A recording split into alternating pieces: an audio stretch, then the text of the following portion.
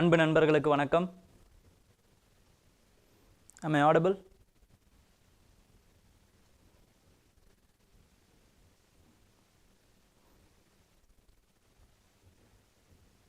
Super. Okay, இப்போ நம்ம start பண்ணிடலாம். நேற்று சில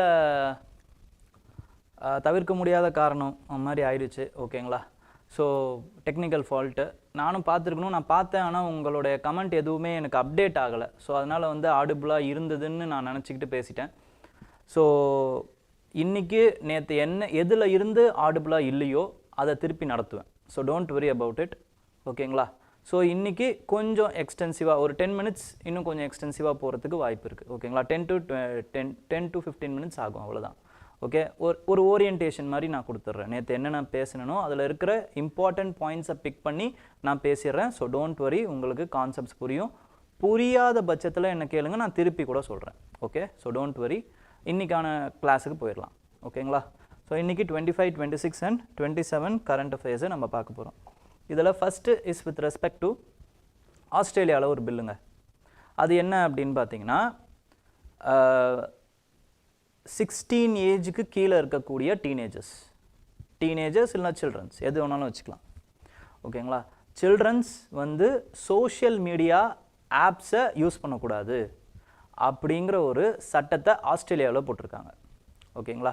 ஸோ அதை எப்படி போட்டிருக்காங்க அப்படின்னா ஆன்லைன் சேஃப்டி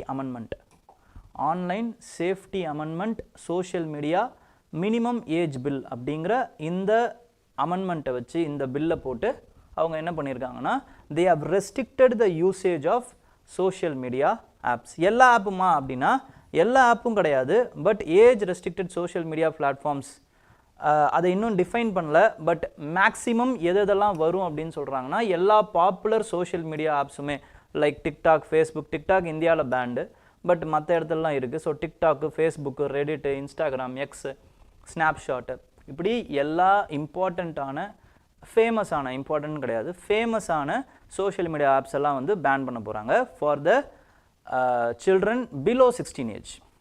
ஓகே, ஸோ இதில் என்ன அப்படின்னு பார்த்தீங்கன்னா யார் இந்த பொறுப்பை ஏற்றுக்கணும், யார் ரெஸ்ட்ரிக்ட் பண்ணணும் அப்படின்னா அந்த சர்வீஸ் பிளாட்ஃபார்ம்ஸ் இருக்காங்கல்ல, சோஷியல் மீடியா பிளாட்ஃபார்ம்ஸ், அவங்க தான் இந்த பொறுப்பை எடுத்துக்கணும். அதாவது they must take the responsible step to prevent the age restriction, restrict the childrens from using their platforms. சரி, அப்படி மீறிட்டாங்கன்னா என்ன ஆக போகுது அப்படின்னா they will be slashed fine nearly 49.5 million. அது என்ன கணக்குன்னு தெரியல, பட் கிட்டத்தட்ட ஒரு $50 million will be fined for them. ஓகேங்களா? ஸோ நெக்ஸ்ட் என்ன அப்படின்னு பார்த்தீங்கன்னா, ஆனால் அந்த ரீசனபிள் ஸ்டெப்ஸ்னால் என்னன்றது அந்த பில் டிஃபைன் பண்ணல. இது இவ்வளோ டீட்டெயில்டாலாம் நம்ம கேட்க மாட்டாங்க. But you have to know that Australia has banned the social media complete blanket ban கொடுத்துருக்காங்க. இதுதான் நம்மளுக்கு தெரியணும். அந்த பில்லுக்குள்ளே என்ன இருக்குது அதெல்லாம் நம்மளுக்கு கேட்க மாட்டாங்க. பிகாஸ் நம்ம ஆஸ்திரேலியன் சிவில் சர்வீஸுக்கு படிக்கல. ஓகே, ஸோ அதை பற்றிலாம் நீங்கள் கவலைப்பட தேவையில்லை. பட் இதில் என்னென்ன சொல்லியிருக்காங்க அப்படின்னு பார்த்தீங்கன்னா பேரண்ட்ஸ் இருக்காங்க பார்த்தீங்களா, there is no civil penalty for parents who provide access to the so called social media for their children under 16. அவங்களுக்கு எந்த ஒரு பெனால்ட்டியும் கிடையாது. பட் பிளாட்ஃபார்ம் ப்ரொவைடர்ஸுக்கு தான் பெனால்ட்டி. இப்போ இன்னொரு கேட்ச் இருக்குங்க. இப்போ என்னென்னா எப்படி உங்களால் ரெஸ்ட்ரிக்ட் பண்ண முடியும் அப்படின்னு பார்த்தீங்கன்னா by taking the important personal informations. ஓகேங்களா? இந்த சோஷியல் மீடியா பிளாட்ஃபார்ம்ஸு அவங்களுடைய இப்போ உள்ளே போகிறாங்க அப்படின்னா இம்பார்ட்டன்ட் பர்சனல் இன்ஃபர்மேஷன்ஸ், அந்த இன்ஃபர்மேஷனை the person should authenticate that information. அப்போ ஏதாவது என்ன பண்ணி ஆகணும், அவங்களோட லைசன்ஸோ இல்லைனா நம்ம இந்தியாவிலன்னு எடுத்துக்கோங்க, லைசன்ஸோ ஆதார் கார்டோ பர்த் சர்டிஃபிகேட்டோ ஏதோ ஒன்று ப்ரொடியூஸ் பண்ணணும். இப்படி ஏதோ ஒன்று ப்ரொடியூஸ் பண்ணுறாங்க அப்படின்னாலே it is a piece of information for them. இந்த ஏஜ் ஆஃப் ஆயில், இந்த information is a new oil அப்படின்னு சொல்லும்போது இந்த இன்ஃபர்மேஷன் ஏரால இவ்வளோ ஒரு மேக்னிடியூடான இமங்கஸான ஒரு டேட்டா கிடைக்குது அப்படின்னா அவங்க சும்மா இருப்பாங்களா? And there is a issue of privacy. கரெக்டாக இல்லைங்களா? அப்போ இஷ்யூ ஆஃப் ப்ரைவசி இருக்கும் பொழுது அந்த டேட்டாவை அவங்க தப்பாக யூஸ் பண்ணுறதுக்கு வாய்ப்பு இருக்குது. அப்போ இதுக்கும் ஒரு செக் வைக்கிறாங்க. என்ன அப்படின்னு பார்த்தீங்கன்னா பப்ளிக் அந்த ப்ரைவசி இது இருக்குது பார்த்தீங்களா, they are obligated under the Privacy Act 1988 to that the entity uses or discloses the information. ஏதாவது வந்து அந்த யூஸோ இன்ஃபர்மேஷனை அந்த கலெக்ட் பண்ணுற இன்ஃபர்மேஷனை யூஸ் பண்ணுறாங்களோ இல்லைனா வந்து டிஸ்க்ளோஸ் பண்ணுறாங்கன்னு தெரிஞ்சால் they will be under penalty. ஓகேங்களா, அதுக்குமே பெனால்ட்டி போடுறாங்க. ஓகே, அது மட்டும் இல்லாமல் அந்த அத்தன்டிகேட் பண்ண உடனே ஒரு குறிப்பிட்ட கால நேரத்துக்குள்ளே they have to destroy all the informations. சரி, இந்த மாதிரி வந்து blanket ban அது வந்து அவசியமா இல்லைனா வந்து இது சரி வருமா அப்படின்னு கேட்டிங்கன்னா, என்னை பொறுத்த வரைக்கும் நம்மளோட பர்சனல் எக்ஸ்பீரியன்ஸஸை பொறுத்த வரைக்கும் எந்த ஒரு blanket பேனுமே வந்து இட் இஸ் நாட் ப்ராக்டிக்கல். ஓகேங்களா, இனிஷியலாக கூட வந்து அது ப்ராக்டிக்கல் மாதிரி தெரியும், அதாவது வந்து அதை நடைமுறைப்படுத்துகிற மாதிரி தெரியும், but it is not practical. ஓகேங்களா, அப்போ என்ன பண்ணணும் அப்படின்னா, you have to guide them, இல்லைனா வந்து அவங்களுக்கு புரிய வைக்கணும். அந்த புரிய வச்சு தான் அவங்கள வந்து அதிலிருந்து வெளியே கொண்டு வர வைக்க முடியுமே தவிர blanket ban வந்து செட்டே ஆகாது. இப்போ எக்ஸாம்பிளுக்கு பீகார் எடுத்துக்கோங்க, இல்லை குஜராத் எடுத்துக்கோங்க.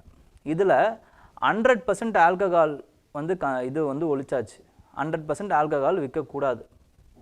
அப்போ யாருமே வந்து ஆல்கஹால் கன்சியூம் பண்ணாமல் இருக்காங்களா அந்த மாநிலங்களில் அப்படின்னு பார்த்தீங்கன்னா கிடையாது. இன்னுமே வந்து அங்கேயுமே ஆல்கஹால் குடிச்சிட்டு நடக்கிற க்ரைம்ஸ் நடந்துக்கிட்டு தான் இருக்குது. ஆல்கஹால் குடித்ததுக்காக அரெஸ்ட் ஆகிறவங்க அரெஸ்ட் ஆகிட்டு தான் இருக்காங்க. ஓகேங்களா, அப்போ கம்ப்ளீட் பேன், blanket பேன், அதுவும் இந்த ஏரா ஆஃப் இன்ஃபர்மேஷன் டெக்னாலஜி பண்ண முடியுமா? ஹேக்கிங் இருக்குது, அது இல்லாமல் நிறைய சர்வர்ஸ், அந்த அது என்ன சொல்கிறது, டார் மாதிரியான டார்க் நெட் இருக்குது. இந்த மாதிரி எவ்வளவோ இருக்கும் பொழுது இது என்ன பண்ணுன்னா அந்த இளைஞர்களை வேறு இல்லீகல் ஆக்டிவிட்டீஸுக்கு அவங்கள தள்ளி விட்டுரும். ஓகேங்களா, அப்போ ஏன்னா வந்து அது வயசுமே வந்து என்ன அப்படின்னு பார்த்தீங்கன்னா ஒரு எக்ஸ்ப்ளோர் பண்ணுற வயசு. ஓகேங்களா, அப்போ எல்லாருமே போக மாட்டாங்க, பட் ஒரு குறிப்பிட்ட chunk of population can go like that. ஏன்னா என்ன தான் இருக்குது அப்படின்னு பார்க்க போவாங்க. ஒன்றுத்த ஒரு திரையை போட்டால் தான் அவங்களுக்கு அதை எட்டி பார்க்கணுன்னே தோணும். ஒன்றுமே இல்லைன்னு நம்ம தெரிய வச்சிட்டோம் அப்படின்னா அவங்க எதுவுமே பார்க்கவே மாட்டாங்க. ஓகேங்களா, அந்த திரை தான் வந்து அவங்களுக்கு அந்த க்யூரியாசிட்டியே கொடுக்கும், இந்த வெயில் ஆஃப் க்யூரியாசிட்டி. ஓகேங்களா, ஸோ இந்த கம்ப்ளீட் பேன் இல்லை blanket பேன் அப்படிங்கிறது என்னை பொறுத்த வரைக்கும் பர்சனலி கேட்டிங்க அப்படின்னா it is a useless one. Okay, but பண்ணவே கூடாதா அப்படின்னா because of the digital age it is corrupting and it is causing mental fatigue for our youngsters. அப்போ you have to say about it, இல்லைனா வந்து you have to teach them about the problems of the digital எரா.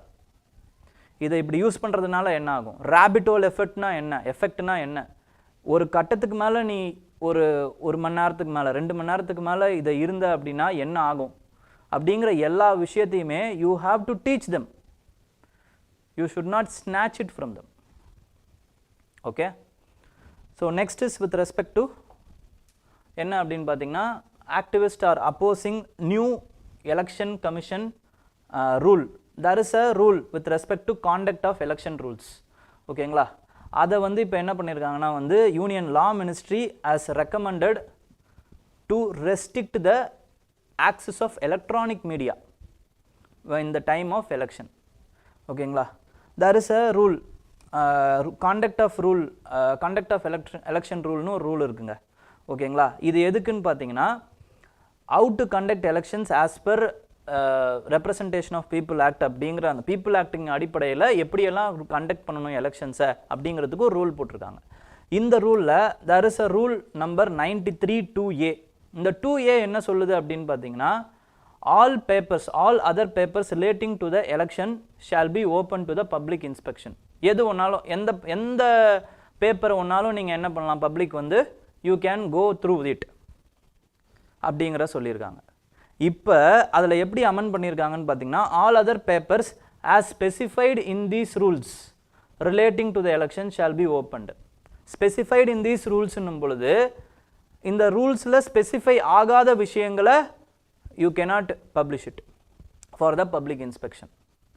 அப்போ இதுக்கு முதல்ல எப்படி இருந்தது அப்படின்னு பார்த்தீங்கன்னா the rules mentioned election பேப்பர்ஸை நான் கொடுப்பேன் அப்படின்னு தான் இருந்துச்சு. அப்போ எலெக்ஷன் பேப்பர்ஸ் மட்டும்தான் இனிமேல் என்ன பண்ண முடியும் அப்படின்னு பார்த்தீங்கன்னா பப்ளிக் இன்ஸ்பெக்ஷன்ஸுக்கு கொண்டு போக முடியும். இது ஏன் வருது? எஸ்சி இப்போ என்ன பண்ணாங்க அப்படின்னு பார்த்தீங்கன்னா Punjab and Haryana high court election கமிஷனை ஹரியானா அசம்பிளி எலெக்ஷனுக்கு சம்மந்தப்பட்ட சிசிடிவி ஃபுட்டேஜை அந்த சம்மந்தப்பட்ட மனுதாரர் அதாவது வந்து முகமது பிராச்சா அவருக்கு வந்து கொடுக்க சொன்னாங்க. ஸோ இதில் இந்த மாதிரி ஒரு லூப் ஹோல் இருக்குது அப்படிங்கிறதுக்காக தான் என்ன பண்ணுறாங்கன்னு பார்த்தீங்கன்னா EC has recommended the law commission to amend this rule. அப்படி என்ன இது என்ன லூப் ஹோல்? இதில் என்ன இருக்குது? ஏன்னா ஆக்டிவிஸ்டாக இருக்கட்டும் இல்லை அப்போசிஷன் பார்ட்டிஸாக இருக்கட்டும், they are accusing of the government that this rule is against transparency and accountability. அது மட்டும் இல்லாமல் it is against the principle of free and fair election, so it is threatening the democracy அப்படின்னு வந்து accuse பண்ணுறாங்க. But election கமிஷனாக இருக்கட்டும் இல்லைனா கவர்மெண்ட்டாக இருக்கட்டும் அவங்க என்ன சொல்கிறாங்க அப்படின்னு பார்த்தீங்கன்னா it is not about transparency or accountability, it is about national security. ஏன்னா இந்த era of digital deep fake அதுக்கப்புறம் மிஸ்இன்ஃபர்மேஷன் இந்த மாதிரி இருக்கக்கூடிய சூழ்நிலையில் these kinds of footages of CCTV cameras anti social elements கையில் போகுது அப்படின்னா என்ன ஆகும்னா this CCTV footages can be distracted, it can be changed. அப்போ இந்த மாதிரி சேஞ்ச் ஆகும் பொழுது என்ன ஆகும்? It will automatically used for the spreading of misinformation. அதுவும் சென்சிட்டிவ் ஏரியாஸில் நடக்கக்கூடிய எலெக்ஷன்ஸை இப்போ கணக்கில் கொண்டு பாருங்கள். So this will B interpreted. ஓகேங்களா? அதை deep fake AI induced video அப்படின்னு நம்ம ப்ரூவ் பண்ணுறதுக்குள்ள the damage would have been ton.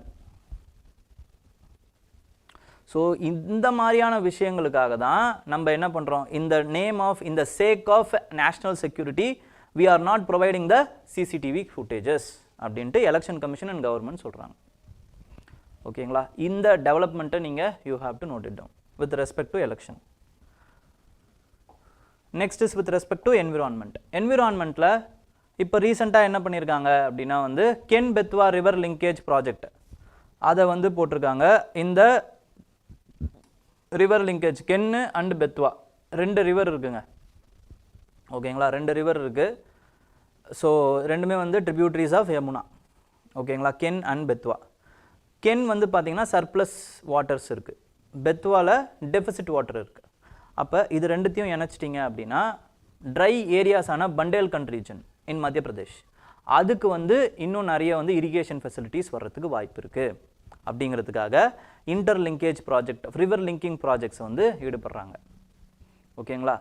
இதனால் என்ன ஆக போகுது, இதனால் நன்மைகள் என்ன தீமைகள் என்ன அப்படின்னு பார்க்க போகிறோம். இதை ரீசெண்டாக பிரைம் மினிஸ்டர் அவர்கள் லான்ச் பண்ணியிருக்காரு. ஓகேங்களா? அப்போ இதில் என்னென்னலாம் விஷயம் அப்படின்னு பார்த்தீங்கன்னா திஸ் கென்-பெத்வா ரிவர் லிங்கிங் ப்ராஜெக்ட் இது வந்து எப்போ ப்ரப்போஸ் பண்ணதுன்னா 2010 ப்ரப்போஸ், இது கன்செப்சுவலைஸ் ஆனது 1980s. ஓகேங்களா? ப்ரப்போஸ் பண்ணப்பட்டது 2000களில். பட் இப்போ தான் வந்து என்ன ஆயிருக்கு அப்படின்னு பார்த்தீங்கன்னா இன் பிரின்சிபல் அப்ரூவல் 2021 தான் வழங்கப்பட்டது. இப்போ இதை லான்ச்சே பண்ணிட்டாங்க. 45,000 crores இதுக்கு அலாட் பண்ணியிருக்காங்க. இந்த ப்ராஜெக்ட்டுக்காக 45,000 crores has been allotted. ஓகேங்களா? ஸோ இதில் என்ன பண்ணுறாங்க, surplus water from the Ken river will be transfer to the Betwa river. அதுக்கு என்ன பண்ணுறாங்க, டனல் அண்ட் ஹை டேம்ஸ்லாம் வந்து கன்ஸ்ட்ரக்ட் பண்ண போகிறாங்க. ஓகேங்களா? ப்ராஜெக்ட் ஃபேஸஸ் வந்து 2 ஃபேஸாக நடக்க போகுது. அப்போ இந்த 2 டேமையும் ஞாபகம் வச்சுக்கோங்க. துதன் டேம் அப்புறமா வந்து ஓர் டேம். இந்த துதன் டேம் கட்டுறதுனால என்ன ஆக போகுது அப்படின்னு பார்த்தீங்கன்னா it is going to flood the Panna tiger reserves. Tiger ரிசர்வ்ஸை வந்து ஃப்ளட் பண்ண போகுது. இது இல்லாமல் கரியல்ஸ் அதுக்கப்புறம் சில கிரிட்டிக்கலி என்டேஞ்சர்டு அனிமல்ஸுமே வந்து பாதிக்கப்பட போகிறதா வந்து சொல்லியிருக்காங்க. இது இல்லாமல் கிட்டத்தட்ட 6000 மக்கள் வந்து இதனால் வந்து டிஸ்பிளேஸ் ஆக போகிறாங்க அப்படிங்கிற அந்த தகவலும் நமக்கு இருக்குது. இது இல்லாமல் ஃபாரஸ்ட் லேண்ட் வந்து ஃப்ளட் ஆக போகுது. So it is going to become a ecological menace or disaster for the area of Panna area.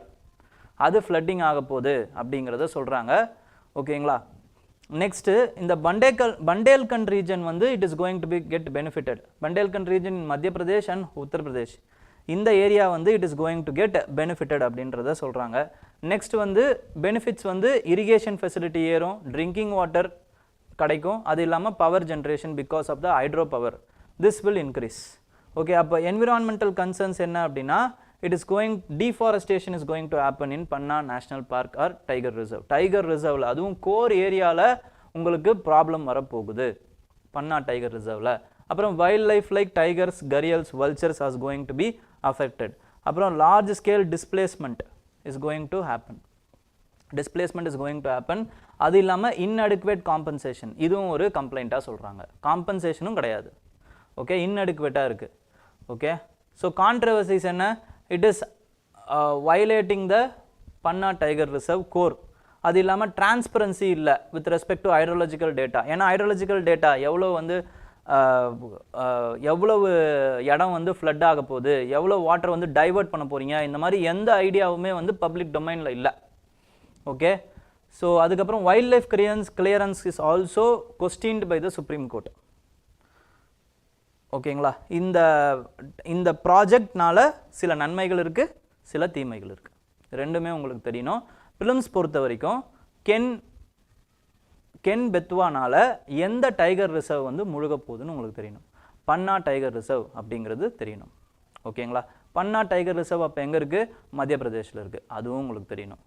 கீழே வேற ஒரு டைகர் ரிசர்வ் இருக்கும், கண்ணா டைகர் ரிசர்வ்னு ஒன்று இருக்கும். இது ரெண்டுத்தையும் போட்டு கன்ஃபியூஸ் கன்ஃபியூஸ் பண்ணிக்காதீங்க. ஓகேங்களா, ரெண்டுத்தையும் போட்டு கன்ஃபியூஸ் பண்ணிக்காதீங்க, வெரி வெரி இம்பார்ட்டண்ட். ஓகேங்களா, ஸோ டிசாஸ்டர் மேனேஜ்மெண்ட் அதுக்கு முன்னாடி நம்ம ஒரு வாட்டி கரெக்டாக இருக்கான்னு செக் பண்ணிக்கலாம்.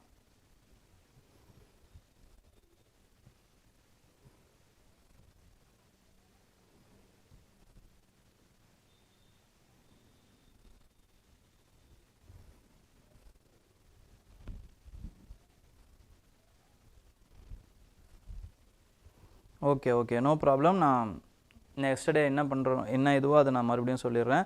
ஆர்பிட்ரி டிரான்ஸ்ஃபர்னா என்னன்னா, இட் இஸ் அபவுட் எந்த ஒரு காரணமும் இல்லாமல் இப்போ நான் இந்த டிரான்ஸ்ஃபர் இங்கேருந்து நான் உங்களை இங்கே அனுப்புகிறேன், இந்த ஊர்லேருந்து இந்த ஊருக்கு அனுப்புகிறேன். எதுக்காக அனுப்புகிறீங்க? எனக்கு வந்து நல்லது பண்ணுறதுக்காக அனுப்புகிறீங்களா, இல்லைனா வந்து எனக்கு வந்து ஏதாவது ஒழுங்கு நடவடிக்கைக்காக இதை பனிஷ்மெண்ட்டுக்காக ஒரு டிரான்ஸ்ஃபர் பண்ணுறீங்களா, இல்லைனா வந்து திடீர்னு ஒரு டிரான்ஸ்ஃபர் பண்ணுறீங்களா, இல்லை என்னோட எக்ஸ்பர்டைஸ் டொமைன் எக்ஸ்பர்டைஸ் வந்து அங்கே தேவைப்படுதுன்னு என்ன டிரான்ஸ்ஃபர் பண்ணுறீங்களா? இந்த மாதிரி எந்த ஒரு காரணமும் சொல்லாமல் திடுதிப்புன்னு அபத்தமாக ஒரு டிரான்ஸ்ஃபர் நடக்குது அப்படின்னா அதுதான் ஆர்பிட்ரி. ஆர்பிட்ரினா தன்னிச்சையாக அப்படின்னு அர்த்தம், யாருமே கேள்வி கேட்க முடியாது, அதுதான் ஆர்பிட்ரி பவர் அப்படின்னு அர்த்தம். Okay, next Nagapattinam's journey of resilience. ஓகேங்களா, Nagapattinam's journey of resilience is with respect to ஏன் இது நடந்தது, ஏன் இப்போ சுனாமி வந்து பார்த்தீங்க அப்படின்னா 20 வருஷம் ஆயிருக்குங்க. ஸோ சுனாமிலேருந்து நம்ம என்னென்னலாம் கற்றுக்கிட்டோம் அப்படிங்கிறது தான் இந்த நியூஸில் நம்ம பார்க்க போகிறோம். அடுத்து ஒரு 3 எடிட்டோரியல் சுனாமி பற்றி தான் இருக்குது. ஓகேங்களா, நாகப்பட்டினத்தோட எக்ஸ்பீரியன்ஸ் அது நமக்கு ஒரு இம்பார்ட்டண்ட்டான கேஸ் ஸ்டடியாகவும் அமையறதுக்கு வாய்ப்பு இருக்குது. ஓகேங்களா, நாகப்பட்டினத்தில் வந்து கிட்டத்தட்ட வந்து it has 187 kilometers, but this kilometers and all not important for you. ஓகேங்களா, so don't worry about it. 73 habitations இருக்கு. ஓகேங்களா, it has been devastated. 73 habitations has been devastated because initially there was no early warning systems. early warning systems இல்லை நாகப்பட்டினத்தில். இப்போ அதுக்கான ரெஸ்பான்ஸாக அப்போ அந்த டைமில் early warning system இல்லை, டிசாஸ்டர் ஸ்டக் ஆகிடுச்சு. அப்போ உடனே என்ன பண்ணுறாங்க அவங்க அப்படின்னு பார்த்தீங்கன்னா, இனிஷியல் எக்கப்ஸுக்கு அப்புறமா லோக்கலாக இருக்கக்கூடிய officials, area officials, local volunteers இவங்கெல்லாம் வந்து தன்னிச்சையாக மொபிலைஸ் ஆகி they are responding to the disaster quickly.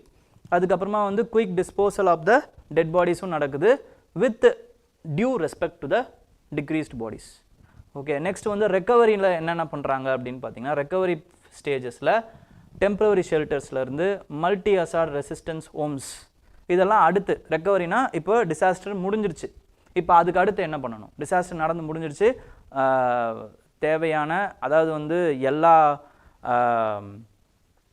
இறப்புலேருந்து லாஸ்லேருந்து எல்லாத்தையுமே பார்த்தாச்சு அந்த ரீஜன். இப்போ அடுத்து என்ன நடக்க போகுது, அடுத்து எப்படி ரெஸ்பான்ஸ் பண்ணுறாங்க, ரெக்கவரி எப்படி அங்கேருந்து எடுத்துகிட்டு வராங்க அப்படின்னு பார்த்தீங்கன்னா, அவங்களுக்கு என்னென்னலாம் கொடுக்கணும்? மருத்துவ வசதிகள் கொடுக்கணும். இது இல்லாமல் வேறு என்ன கொடுக்கணும் அவங்களுக்கு வந்து தேவையான உணவுகள் கொடுக்கணும். இது இல்லாமல் எல்லா மக்களும் ஒரே மாதிரி பாதிக்கப்பட்டிருக்க மாட்டாங்க.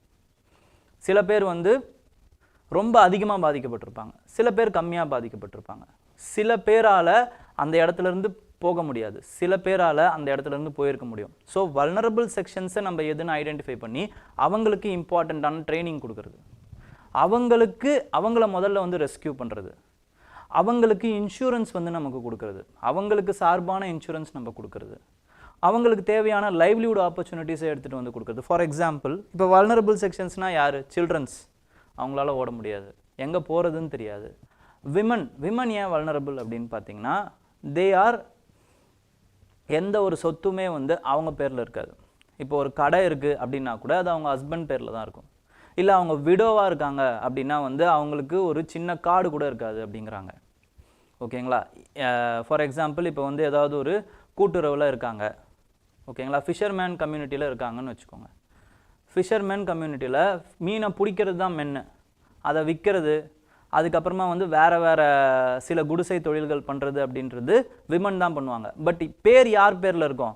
அவங்களோட ஹஸ்பண்ட் பேரில் தான் இருக்கும். ஓகேங்களா? ஸோ இந்த மாதிரி ஒரு சூழ்நிலையில் இப்போ ஒரு இது நலத்திட்டம் வருது, அதுக்கு வந்து நம்ம காம்பன்சேஷன் கொடுக்க போகிறோம் அப்படின்னா கவர்மெண்ட் ரெக்கார்டில் யாரோட பேர் இருக்கோ அவங்களுக்கு தான் காம்பன்சேஷன் கொடுப்பாங்க. பாதிக்கப்பட்டது ஆனால் இவங்களாக இருப்பாங்க. புரியுதுங்களா? அப்போ வல்னரபிள் செக்ஷன்ஸ் யாருங்கிறத இங்கே கரெக்டாக ஐடென்டிஃபை பண்ணணும். யார் பாதிக்கப்பட்டிருக்காங்களோ அவங்களுக்கு கரெக்டான காம்பன்சேஷன் போய் கிடைக்கணும். அப்போ ரெக்கார்ட்ஸை கரெக்டாக மெயின்டைன் பண்ணணும். ஓகேங்களா? ரெக்கவரி ஸ்டேஜில் அப்போ லைவ்லிவுட், இது இல்லாமல் கோஸ்டல் டிஃபென்சஸ் லைக் சீ வால்ஸ், பிளான்டேஷன்ஸ், இதெல்லாம் வந்து இன்னும் துரிதப்படுத்தணும், இந்த ஆக்டிவிட்டீஸை துரிதப்படுத்தணும். ஓகேங்களா? நெக்ஸ்ட் வந்து என்ன அப்படின்னு பார்த்தீங்கன்னா இன்ஃப்ராஸ்ட்ரக்சர் அப்கிரேட்ஸ். அடுத்த கட்டத்துக்கு நம்ம என்ன பண்ணணும் அப்படின்னா வந்து ரெசிலியன்ஸ் பில்டிங். இப்போ ரெக்கவர் ஆயாச்சு, திருப்பி ஒரு டிசாஸ்டர் ஸ்டக் ஆச்சுனாலுமே இந்த அளவுக்கு பாதிப்பு நம்ம ஏற்படக்கூடாது. இதுதான் அடுத்த ஸ்டேஜ். இப்போ ஃபஸ்ட்டு வந்து நம்ம என்ன பண்ணுறோம், டக்குன்னு ரெஸ்பான்ஸ் பண்ணுறோம், அதுக்கப்புறம் ரெக்கவர் ஆகிறோம், அதுக்கப்புறம் ரெசிலியன்ட் பில்டு பண்ணுறோம். இன்னொரு சுனாமி வருது அப்படின்னா நம்ம இந்த அளவுக்கான டிஸ்ட்ரக்ஷனை நம்ம சந்திக்கக்கூடாது. அப்போ நம்ம என்ன பண்ணணும், அதுக்கேற்ற மாதிரி we have to upgrade our infrastructure. Disaster ready health care ஃபெசிலிட்டிஸ்லேருந்து ஸ்கூல்ஸு, அங்கன்வாடிஸ், அப்புறம் வந்து ஒரு இடத்துல இருந்து இப்போ ஒரு டிசாஸ்டர் நடக்குதுன்னா அங்கேருந்து தப்பிக்கிறதுக்கான மொபிலிட்டி, இது எல்லாமே இன்க்ரீஸ் பண்ணி வைக்கணும். இது இல்லாமல் insurance should be comprehensive insurance. எல்லாத்துக்குமான இன்சூரன்ஸ் வந்து நம்ம we have to provide. இது இல்லாமல் ரிஸ்க் ரிடக்ஷன், அர்பன் பிளானிங்கில் you have to reduce the risk and construct the buildings. ஷெல்டர்ஸாக இருக்கட்டும், எல்லாத்தையுமே you have to construct it with respect to reducing the risk of that building. ஓகேங்களா? இது இல்லாமல் இதெல்லாம் தான் வந்து நாகப்பட்டினத்தில் பண்ணியிருக்காங்க. ஸோ பண்ணது தான் நம்ம வந்து கேஸ் ஸ்டடியாக பார்க்குறோம். நெக்ஸ்ட் வந்து குளோபல் கம்பேரிசன்ஸை பொறுத்த வரைக்கும் 2 டிசாஸ்டர் ஸ்டக் ரீஜன்ஸை எடுத்துக்கோங்க, ஹைத்தி எடுத்துக்கோங்க, சிலி எடுத்துக்கோங்க. இது ரெண்டுத்துமே வந்து டிஃப்ரெண்ட் ஸ்டோரியாக டர்ன் அவுட் ஆயிடுச்சு because of the proper implementation and improper implementation of the insurance. ஹைத்தியை பொறுத்த வரைக்கும் இம்ப்ராப்பர் இம்ப்ளிமெண்டேஷன் ஆஃப் த இன்சூரன்ஸ்னால பீப்புள் சஃபர்டு. சிலியை பொறுத்த வரைக்கும் தே ரெக்கவர்டு early. ஓகேங்களா? இது இல்லாமல் ஜப்பான் எடுத்துக்கோங்க. ஜப்பான் இஸ் பிளேஸ்ட் அண்டர் அந்த சீ ஃப்ளோர் ஸ்பெட்டிங், அப்புறம் வந்து பிளேட், அந்த டெக்டானிக்ஸில் அந்த 2 பிளேட்டுக்கும் டைவர்ஜ் ஆகிற இதில் வந்து என்ன ஆயிருக்கு அப்படின்னு பார்த்தீங்கன்னா அந்த ஜப்பான் இருக்குது, அந்த ஜப்பான் காண்டினென்ட் இருக்குது. அப்போது it is always susceptible to earthquakes and volcanic eruptions. ஆனால் இருந்தாலுமே it has survived because of the resilience building. ஓகேங்களா? இப்போ எர்த்குவேக் இப்போ வருது அப்படின்னா அவங்களுக்கு எங்கே போய் ஒளியணும்னு தெரியும். இப்போ ஒரு ஃபயர் ஆக்சிடென்ட் நடக்குது அப்படின்னா ஃபயர்னால நிறைய பேர் சாக மாட்டாங்க, அதனால் வரக்கூடிய புகையை சுவாசித்து லங்கு வந்து ஃபுல்லாக அடைச்சி அதனால தான் நிறைய பேர் சாவாங்க முதல்லையே. அப்போ அவங்களுக்கு மயக்கம் வந்துடும். ஸோ அந்த fire will consume them when they are, அதாவது வந்து மயக்கம் போடும்போது அந்த இது வந்துடும், ஃபயர் வந்து it will consume him. So அந்த ஃபயரை நம்ம சுவாசிக்கக்கூடாது அப்படின்னா என்ன பண்ணணும், ஈர துணியை வந்து துணியை நனைச்சி ஈரமாக மூஞ்சில் போட்டுக்கணும். ஸோ இந்த மாதிரியான சில சேஃப்டி மெஷர்ஸ், ப்ரோட்டோகால்ஸ், ஓகேங்களா, இதெல்லாம் வந்து ட்ரைனிங்ஸ், இது எல்லாமே வந்து ஜப்பானில் சொல்லி தருவாங்க. This is what building them a resilient population for the disasters. So இந்த மாதிரியான அந்த டிசாஸ்டருக்கு உண்டான அறிவு இன்னும் நம்ம மக்கள்கிட்ட இன்னும் சரியாக போய் சேரலை. இது எல்லாமே போய் சேரணும். ஓகேங்களா, early warning systems, preemptive measures. Next அப்போ லெசன்ஸ் ஃப்ரம் இந்தியா என்னென்னலாம் வந்து இந்தியாவுக்கு தேவைப்படுது அப்படின்னு பார்த்தீங்கன்னா, need of proactive investments, investment கரெக்டாக இருக்கணும். பில்டிங் கோட்ஸ் வந்து இன்னும் ஸ்ட்ரிக்டர் ஆகணும். ஓகேங்களா, ஸ்ட்ரிக்டர் ஆகணும்னா என்னது, இப்போ ஒரு டிசாஸ்டர் வருது, எங்கே தப்பிப்பீங்க, எங்கேருந்து தப்பிப்பீங்க? அப்போ உங்களுக்கு ஒரு பின்னாடி ஒரு பேக் டோர் என்ட்ரன்ஸ் தேவைப்படும். ஃப்ரண்ட்டில் ஒரு டிசாஸ்டர் நடக்குதுன்னா பேக்கில் தப்பிக்கிறதுக்கு டிசாஸ்டர் அந்த என்ட்ரன்ஸ் தேவைப்படும். மாலா கண்டிப்பாக வந்து உங்களுக்கு என்ன தேவைப்படும் அப்படின்னு பார்த்தீங்கன்னா, அந்த ஆக்சிஜன் அந்த அந்த இது சிலிண்டர்ஸ்லாம் தேவைப்படும். ஓகேங்களா, ஃபயர் அந்த எக்ஸ்டிங்விஷர் தேவைப்படும். நெக்ஸ்ட்டு இப்போது ஏதாச்சும் ஒரு ஃபயர் வருது அப்படின்னா வந்து உங்களுக்கு அந்த பில்டிங்லேருந்து அந்த இது வரும்ல, வாட்டர் வரும்ல ஆட்டோமேட்டிக்லி, அந்த எக்யூப்மெண்ட்டை வந்து you have to fit it. அதே மாதிரி போகிற எஸ்கேப்பிங் ரூட் வந்து ரொம்ப அகலமாக இருக்கணும். ஸோ இந்த மாதிரி வந்து நிறைய விஷயங்கள் இருக்குது. Stricter building code should be there. Next with respect to embedding risk reduction in development. ரிஸ்க்கை வந்து ரிடியூஸ் பண்ணணும். ஃபார் எக்ஸாம்பிள் சிவில் இன்ஜினியரிங்கில் நம்ம படிப்போம். எப்படி படிப்போம் அப்படின்னு பார்த்தீங்கன்னா, சிவில் இன்ஜினியர்ஸ் வில் ட்ரீட் என்ன படிக்கிறாங்க அப்படின்னா,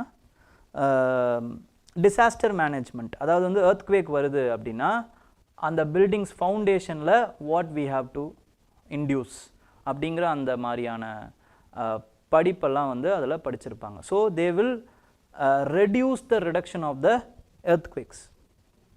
இப்போ ஃபார் எக்ஸாம்பிள் நிறைய இம்பார்ட்டண்டான பில்டிங்ஸ்லாம் இருக்குதுன்னு வச்சுக்கோங்களேன், பெரிய பெரிய பில்டிங்ஸ் இருக்குது, அது எர்த்குவேக்கை தாங்கக்கூடிய அளவுக்கு வந்து அதை கன்ஸ்ட்ரக்ட் பண்ணியிருப்பாங்க in foundation. Foundation itself they will அதை என்ன பண்ணியிருப்பாங்க, சஸ்பென்ஷன் வச்சுருப்பாங்க. சஸ்பென்ஷன் இருக்கிறதுனால it will absorb the shaking. ஓகேங்களா, ரிஜிடாக இருந்தால் மட்டும்தான் என்ன ஆகும் அப்படின்னு பார்த்தீங்கன்னா, பில்டிங் வில் கொலாப்ஸ். பில்டிங் ஆடுமே தவிர டெஸ்ட்ராய் ஆகாது. அந்த மாதிரியான கன்ஸ்ட்ரக்ஷன் ஆக்டிவிட்டீஸ்லாம் இப்போ பண்ணிகிட்டு இருக்காங்க. ஓகேங்களா, அந்த மாதிரி வந்து we have to embed the risk reduction, leveraging the local knowledge. லோக்கலில் இருக்கவங்களுக்கு தான் தெரியும்.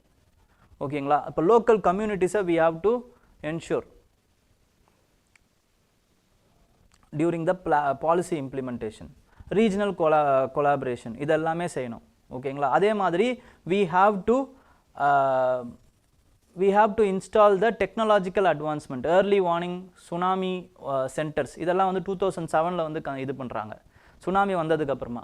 Next GIS mapping, AI risk assessment, post disaster need assessment, இது எல்லாத்தையுமே வந்து they are installing. Disaster post டிசாஸ்டருக்கு அப்புறமா வந்து ரிஸ்க் அசஸ்மெண்ட் வந்து சேர்த்து பண்ணுறாங்க போஸ்ட் டிசாஸ்டருக்கு அப்புறம். Next with respect to broader implementation with respect to vulnerable செக்ஷன்ஸாக இருக்கட்டும், லாங் டேர்ம் பிளானிங்காக இருக்கட்டும். ஓகேங்களா, அதே மாதிரி ஒரு டிசாஸ்டர் வந்துச்சுன்னா சர்வைவல் மோடில் தான் இருக்கணுங்கிற அவசியம் இல்லை. அது எப்படி அதுக்கப்புறம் டிரான்ஸ்ஃபர்மேஷன் ஆகிறது அப்படிங்கிற அந்த லெசனையும் we can learn from Japan. ஓகேங்களா, மேன்மேட் டிசாஸ்டராக இருக்கட்டும் இல்லை நேச்சுரல் டிசாஸ்டராக இருக்கட்டும், அந்த மக்கள் ஈஸியாக பவுன்ஸ் பேக் ஆகியிருக்காங்க பிகாஸ் ஆஃப் their attitude, because they are seeing a disaster in a different perspective. And the perspective shift we need. ஓகேங்களா, ஸோ இது ஒரு இம்பார்ட்டண்ட்டான விஷயம். இதெல்லாம் டிசாஸ்டர் மேனேஜ்மெண்ட்டில் இந்த மாதிரி எப்போனா வரும், இந்த மாதிரி நியூஸஸ்லாம் வரும். இதெல்லாம் நம்ம அழகாக எடுத்து வச்சுக்கிட்டு யூ ஹாவ் டு ரிவைஸ். இதை எதுக்கு வேணாலுமே நீங்கள் யூஸ் பண்ணிக்கலாம். அப்போ ஒரு டிசாஸ்டர் வருது அப்படின்னா first you have to respond to it, அதுக்கப்புறம் ரெக்கவர் ஃப்ரம் இட், அப்புறம் ரீஹாபிலிட்டேட் ஷுட் பி டன், அது இல்லாமல் ரெசிலியன்ஸ் பில்டிங் ஷுட் பி டர். இந்த 4R வந்து யூ ஹாவ் டு ஹேவ். ஓகேங்களா, இந்த 4R. இது இல்லாமல் நீங்கள் என்ன பண்ணணும்னு பார்த்தீங்கன்னா, அந்த ரெஸ்பான்ஸ் அப்போ ஒரு சில விஷயங்கள் பண்ணியிருப்பீங்க, ரீஹாபிலிட்டேட் அப்போ, ரெக்கவரி அப்போ, ரெசிலியன்ஸ் அப்போ என்னென்னலாம் பண்ணணும். இதுக்கு ஒரு 2 எக்ஸாம்பிள், இன்டர்நேஷ்னல் எக்ஸாம்பிள் போடுங்க, இந்தியன் எக்ஸாம்பிள் போடுங்க. ஓகேங்களா, டெக்னாலஜியை எங்கே யூஸ் பண்ணணும்னு போடுங்க. Answer will be fulfilled. இது இல்லாமல் அந்தந்த ஃப்ரேம் ஒர்க் எடுத்து போடுங்க. Sendai frame work, disaster risk reduction, இது எல்லாத்தையுமே யூஸ் பண்ணுறீங்க. யோக்கோஹோமா, ஓகோ, அதுக்கப்புறமா வந்து யோகா, அப்புறமா வந்து ஷெண்டாய் இதை எடுத்துக்கிறீங்க. ஜப்பான் எடுத்துக்கிறீங்க. அப்புறமா வந்து இந்த ஹைத்தி வர்சஸ் சிலி இந்த கேஸ் ஸ்டடி எடுத்துக்கிறீங்க. இந்த மாதிரி எழுதிட்டீங்க அப்படின்னாலே you will get more marks. ஓகேங்களா? இப்போ அடுத்து lessons learnt from the tsunami. 6 lessons வந்து இவர் வந்து கற்றுக் கொடுக்குறாரு. என்ன அப்படின்னா lessons from tsunami is first the importance of mangroves. அப்போ நமக்கு என்னென்னலாம் தெரியுது அப்படின்னு பார்த்தீங்கன்னா மேங்க்ரூவ் எவ்வளோ இம்பார்ட்டண்ட்டான ஒரு இதுன்னு தெரியுது. நேச்சுரல் பஃபர் நமக்கு அப்படிங்கிறது தெரியுது. ஏன்னா மேங்க்ரூவ் இருந்த ஏரியாஸ் இருக்குல்ல, அதில் டிசாஸ்டர்ஸ் வந்து அந்த சுனாமியோட வேவ்ஸோடைய தாக்கம் வந்து ரொம்ப கம்மியாயிடுச்சு. ஏன்னா they acted as a wall of defence. ஆனால் நம்ம என்ன பண்ணுறோம், மேங்க்ரூவ்ஸை because of the pressure, manmade pressure, இந்த பாப்புலேஷன் ப்ரெஷராக இருக்கட்டும், இன்ஃப்ராஸ்ட்ரக்சர் அர்பனைசேஷன் ப்ரெஷராக இருக்கட்டும், அதுக்கப்புறமா வந்து அக்ரிகல்ச்சர், அக்வாகல்ச்சர், ஷ்ரிம்ப் இண்டஸ்ட்ரீஸ், அதுக்கப்புறம் வுட் நீடாக இருக்கட்டும், இது எல்லாத்துக்காகவும் மேங்க்ரூவ்ஸை நம்ம டெஸ்ட்ராய் பண்ணிக்கிட்டு இருக்கோம்.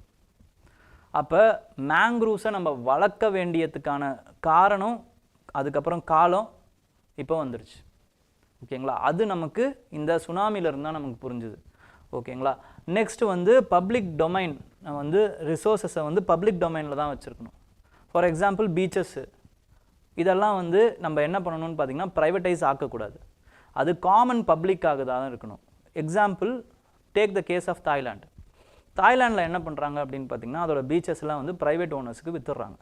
அப்போ அந்த பீச்சஸ்லாம் என்ன ஆகுது அப்படின்னு பார்த்தீங்கன்னா the economy of the local economy has tied with respect to the global economy. அப்போ குளோபல் ஃப்ளக்சுவேஷன்ஸ் ஏதாவது வருது அப்படின்னா தாய்லாந்து எக்கனாமியை ரொம்ப அதிகமாக பாதிக்கும்.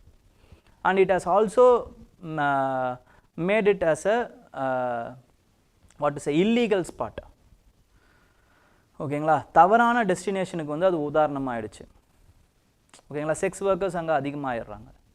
இந்த மாதிரி வந்து தவறான ஸ்பாட்டாக வந்து தாய்லாந்து வந்து மாறிடுச்சு. பிகாஸ் ஆஃப் த காமன் பொருளாக இருக்க வேண்டிய பீச்சஸை ப்ரைவேட்டுக்கு வித்தது தான் காரணம். ஓகேங்களா? நெக்ஸ்ட் வந்து என்ன அப்படின்னா எக்கனாமிக் இம்பேக்ட். ஒரு டிசாஸ்டர் வரும் பொழுது சில வின்னர்ஸ் இருப்பாங்க, சில லூசர்ஸ் இருப்பாங்க. ஓகேங்களா? யாரெல்லாம் வந்து வின்னர்ஸாக ஆனாங்க அப்படின்னா வந்து யாரெல்லாம் சர்வீஸ்டு பேஸ்ட் எக்கனாமியை ப்ரொவைட் பண்ணாங்களோ, யாருக்கெல்லாம் அசர்ட்ஸ் இருந்துச்சோ அவங்க எல்லாருமே வந்து வின்னர்ஸாக ஆகுறாங்க. ஓகேங்களா? ஏன்னா டிசாஸ்டருக்கு அப்புறமா என்ன ஆகுதுன்னா வந்து ரீஹாபிலிட்டேஷனில் அவங்களுக்கு கொஞ்சம் காசாவது வரும். எதுவுமே இல்லாதவங்க வந்து லேபரர்ஸாக போக வேண்டிய சூழ்நிலைக்கு தள்ளப்படுறாங்க ஃபர்ஸ்ட் ஆஃப் ஆல். ஓகேங்களா? அது இல்லாமல் ரொம்ப மினிமமாக கட்டுமரங்களை வச்சு மீன் பிடிக்கிறவங்க இவங்கெல்லாம் வந்து அதே மாதிரியே பாதிக்கப்படுறாங்க. ஓகேங்களா? அப்போ வல்னரபிள் செக்ஷன்ஸ் அதிகமாக பாதிக்கப்படுறாங்க. அப்போ அவங்களுக்கு இன்னும் நம்ம we have to concentrate more on them. ஓகேங்களா? அப்படிங்கிறது நமக்கு தெரியுது. இன்இக்வாலிட்டிஸ் இன் ரிலீஃப் அதே மாதிரி இதே தான். இப்போது யாரெல்லாம் வந்து பாதிக்கப்படுறாங்க அப்படின்னு பார்த்தீங்கன்னா இந்த country like India where inequality is the நாம். நமக்கு சொல்லனாலும் அதுதான் உண்மை. எல்லாரையும் ஒரே தட்டில் வச்சு பார்க்கக்கூடிய மனநிலைமை இன்னும் நமக்கு வரல. பட் அப்படி தான் இருக்கணும், கான்ஸ்டிடியூஷன் படி அப்படி தான் இருக்கணும். பட் நம்மளுடைய பாப்புலேஷன் வைஸ் நம்ம அப்படி இன்னும் யாரையும் பார்க்கல. ஓகேங்களா? கேஸ்ட் வைஸ் பிரிஞ்சிருக்கோம், ஜெண்டர் வைஸ் பிரிஞ்சிருக்கோம், லிங்குவிஸ்டிக் வைஸ் பிரிஞ்சிருக்கோம். இந்த மாதிரி ஒவ்வொரு ஃபேவரட்டிசம் கொடுக்க வேண்டிய அந்த அமைப்பாக வந்து மாறிடுச்சு. பட் எல்லாரையும் ஒரே மாதிரி தான் பார்த்துருக்கணும். பட் அப்படி பார்க்காம இருக்கிறதுனால many sections as became vulnerable with respect to disasters. நம்ம ஆல்ரெடி இதை பேசியிருக்கோம். சில்ட்ரன்ஸாக இருக்கட்டும், எல்டர்ஸாக இருக்கட்டும், இல்லைனா விமனாக இருக்கட்டும், விடோஸாக இருக்கட்டும், குறிப்பாக விடோஸ். ஓகேங்களா? இது இல்லாமல் டிசேபிள்டாக இருக்கட்டும், டிசேபிள்டு செக்ஷன். நம்மளாவது ஓடிட முடியும். ஒரு டிசாஸ்டர்னால் ஒரு ஏலேருந்து பி பாயிண்ட்டுக்கு ஓட முடியும். பட் அவங்களால என்ன பண்ண முடியும்? இல்லை டிசாஸ்டர் வருதுன்னு பார்க்க முடியாது, கேட்க முடியாது, ஹெல்ப்னா கத்த முடியாது. இப்படி பல விஷயங்கள் இருக்குது. ஓகேங்களா? அப்போ வல்னரபிள் செக்ஷன்ஸை நம்ம ஒழுங்காக பார்த்துக்கணும். ஓகேங்களா? ரீஹாபிலிட்டேட் பண்ணும்போது அவங்களுக்கு கரெக்டான அந்த ரிலீஃப் மெஷர்ஸ் கிடைக்கணும். And it should be gender sensitive also. And we have to rope in the local institution for the help. Local இன்ஸ்டிடியூஷன்ஸோடைய ஹெல்ப்போடு தான் நம்ம we have to do the disaster management work.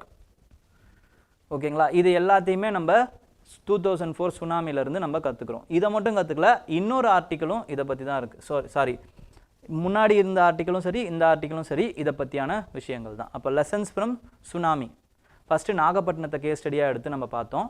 அது இல்லாமல் in general what we have to do அப்படிங்கிறத நம்ம பார்த்தோம். இது இல்லாமல் இப்போ அடுத்த இது என்னன்னு பார்த்தீங்கன்னா, with respect to disaster management bill. Disaster management பில்லில் என்னென்னலாம் சொல்லியிருக்காங்க, what are all the problems with respect to the proposed disaster management bill 2024. ஓகேங்களா? இன்னும் ஆக்டாக மாறல, அமெண்ட்மெண்ட்ஸ் எதுவும் வரல. பட் அதுக்குள்ளே இருக்கக்கூடிய அமெண்ட்மெண்ட்ஸ் என்னென்ன, அதோடைய ப்ராப்ளம்ஸ் என்ன அப்படிங்கிறத இவங்க அழகாக சொல்லியிருக்காங்க. என்னென்ன அப்படின்னு பார்த்தீங்கன்னா, first of all key concerns with respect to this bill. Key concerns. There is no participatory governance. இப்போ எதுவாக இருந்தாலுமே நீங்கள் இந்த வார்த்தையை சேர்த்துடலாம். ஏன்னா ரெகுலர் கன்சல்டேஷனோ இல்லைனா வந்து அந்த ஸ்டேக் ஹோல்டர்ஸ் கிட்ட அவங்களுடைய அந்த இன்ஃபர்மேஷனோ இல்லை அவங்களுக்கான அந்த கருத்தோ எதுவுமே கேட்காம தான் இப்போ எல்லா பில்ஸுமே வந்து பார்லிமெண்ட்டில் செயல்பாட்டுக்கு வர ஆரம்பிக்குது. ஓகேங்களா? இன்ட்ரடியூஸ் பண்ணப்படுது. அப்போ பார்ட்டிசிபேட்டரி கவர்னன்ஸ் இல்லை அப்படிங்கிற அந்த பாயிண்ட்டை நீங்கள் பரவலாக எந்த இடத்துக்கு ஒன்றாலுமே நீங்கள் சேர்க்கலாம். பார்ட்டிசிபேட்டரி கவர்னன்ஸ் இல்லைன்னா ஆட்டோமேட்டிக்காக அக்கௌண்டபிலிட்டியும் இல்லாமல் போயிடுது. அக்கௌண்டபிலிட்டி இல்லை. ஓகேங்களா? ஏன் சார், எப்படி சார் சொல்கிறீங்க? பிகாஸ் என்னென்னலாம் கேப்ஸ் இருக்குது அப்படிங்கிறத பாருங்கள். Terminology which is used in this bill which is top down terminologies. அதாவது in place of supervision direction. Supervision direction அப்படின்னா என்ன அர்த்தம்னா, அந்த குறிப்பிட்ட நபர் அங்கே போயிட்டு எல்லா விஷயத்தையும் பண்ணுறாருன்னு அர்த்தம். சூப்பர்விஷன் பண்ணுறாங்க, ஒரு இம்ப்ளிமெண்ட் பண்ணும்போது இதை இப்படி பண்ணு அப்படி பண்ணு டைரக்ஷன் கொடுக்குறாங்க. அப்படி அந்த வார்த்தை கிடையாது. எப்படி இருக்குன்னா, மானிட்டர் போய் பார்த்தா போதும், இல்லை நடந்து முடிஞ்ச உடனே போய் பார்த்தா போதும், இல்லை கைட்லைன்ஸ் இப்படி பண்ணலாம் அப்படி பண்ணலாம்ங்கிற கைட்லைன்ஸ் தான் இருக்குது. So it is a top down terminology, not bottom up terminologies has been used. டெர்மினாலஜிலேருந்தே ப்ராப்ளம். செகண்ட் இம்பார்ட்டண்டான ப்ராப்ளம் என்ன அப்படின்னு பார்த்தீங்கன்னா, it is with respect to the local communities exclusion. அவங்க தான் ஃபர்ஸ்ட் ரெஸ்பாண்டர்ஸே. And there is no acknowledgment of the role of NGOs in this bill. Local கம்யூனிட்டியையும் சேர்க்கல, என்ஜிஓஸையும் சேர்க்கல. ஆனால் சுனாமி மாதிரியோ இல்லைனா வந்து கேதார்நாத்தில் வந்த டிசாஸ்டராக இருக்கட்டும், இல்லைனா சைக்ளோன்ஸ் ஏதாவது வருதோ, இல்லை கேரளாவில் வந்த ஃப்ளட்டாக இருக்கட்டும், இப்படி எந்த ஃப்ளட்டாக இருந்தாலும் சரி, இந்த ஃப்ளட்டோ டிசாஸ்டர்ஸோ மேன்மேடோ நேச்சுரலோ எல்லாத்துக்குமே ஃபஸ்ட்டாக யார் வராங்க அப்படின்னு பார்த்தீங்கன்னா, first responders will always be the local communities. அதுக்கப்புறமா தான் என்டிஎம்ஏலாம், நேஷ்னல் டிசாஸ்டர் மேனேஜ்மெண்ட் அத்தாரிட்டிஸ்லாம் வருவாங்க. ஓகேங்களா? அப்போ ஃபஸ்ட்டு ரெஸ்பாண்டர்ஸையே நீங்கள் அக்னாலேஜ் பண்ணல, என்ஜிஓஸையும் அக்னாலேஜ் பண்ணல. இது இல்லாமல் intersectional discrimination. There is no words with respect to the vulnerabilities of women. இதில் எல்ஜிபிடிக்யூவும் இருக்காங்க, அவங்களும் ஒரு வல்னரபிள் செக்ஷன்ஸ் தான். பட் அவங்கள பற்றி எதுவுமே பேசலை. Okay, there is a ignorance. அது இல்லாமல் there is no performance based evaluation. Assessment, district அத்தாரிட்டிஸோட அசஸ்மெண்ட்டை எப்படி அசஸ் பண்ணுவீங்க? போஸ்ட் டிசாஸ்டர் இல்லைனா ப்ரீ டிசாஸ்டர். ஒரு டிசாஸ்டர் வர்றதுக்கு முன்னாடி இவங்க என்னென்னலாம் ப்ரிப்பரேஷன் பண்ணியிருந்தாங்கிறத எப்படி அசஸ் பண்ணுவீங்க? அப்படி அசஸ் பண்ண முடியல அப்படின்னா என்ன ஆகும்னா,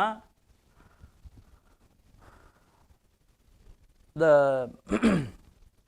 கவர்மெண்ட் அண்ட் சிட்டிசன்ஸுக்கு உண்டான ரிலேஷன்ஸ் எப்படி இருக்கணும் அப்படின்னு பார்த்தீங்கன்னா, it is with respect to the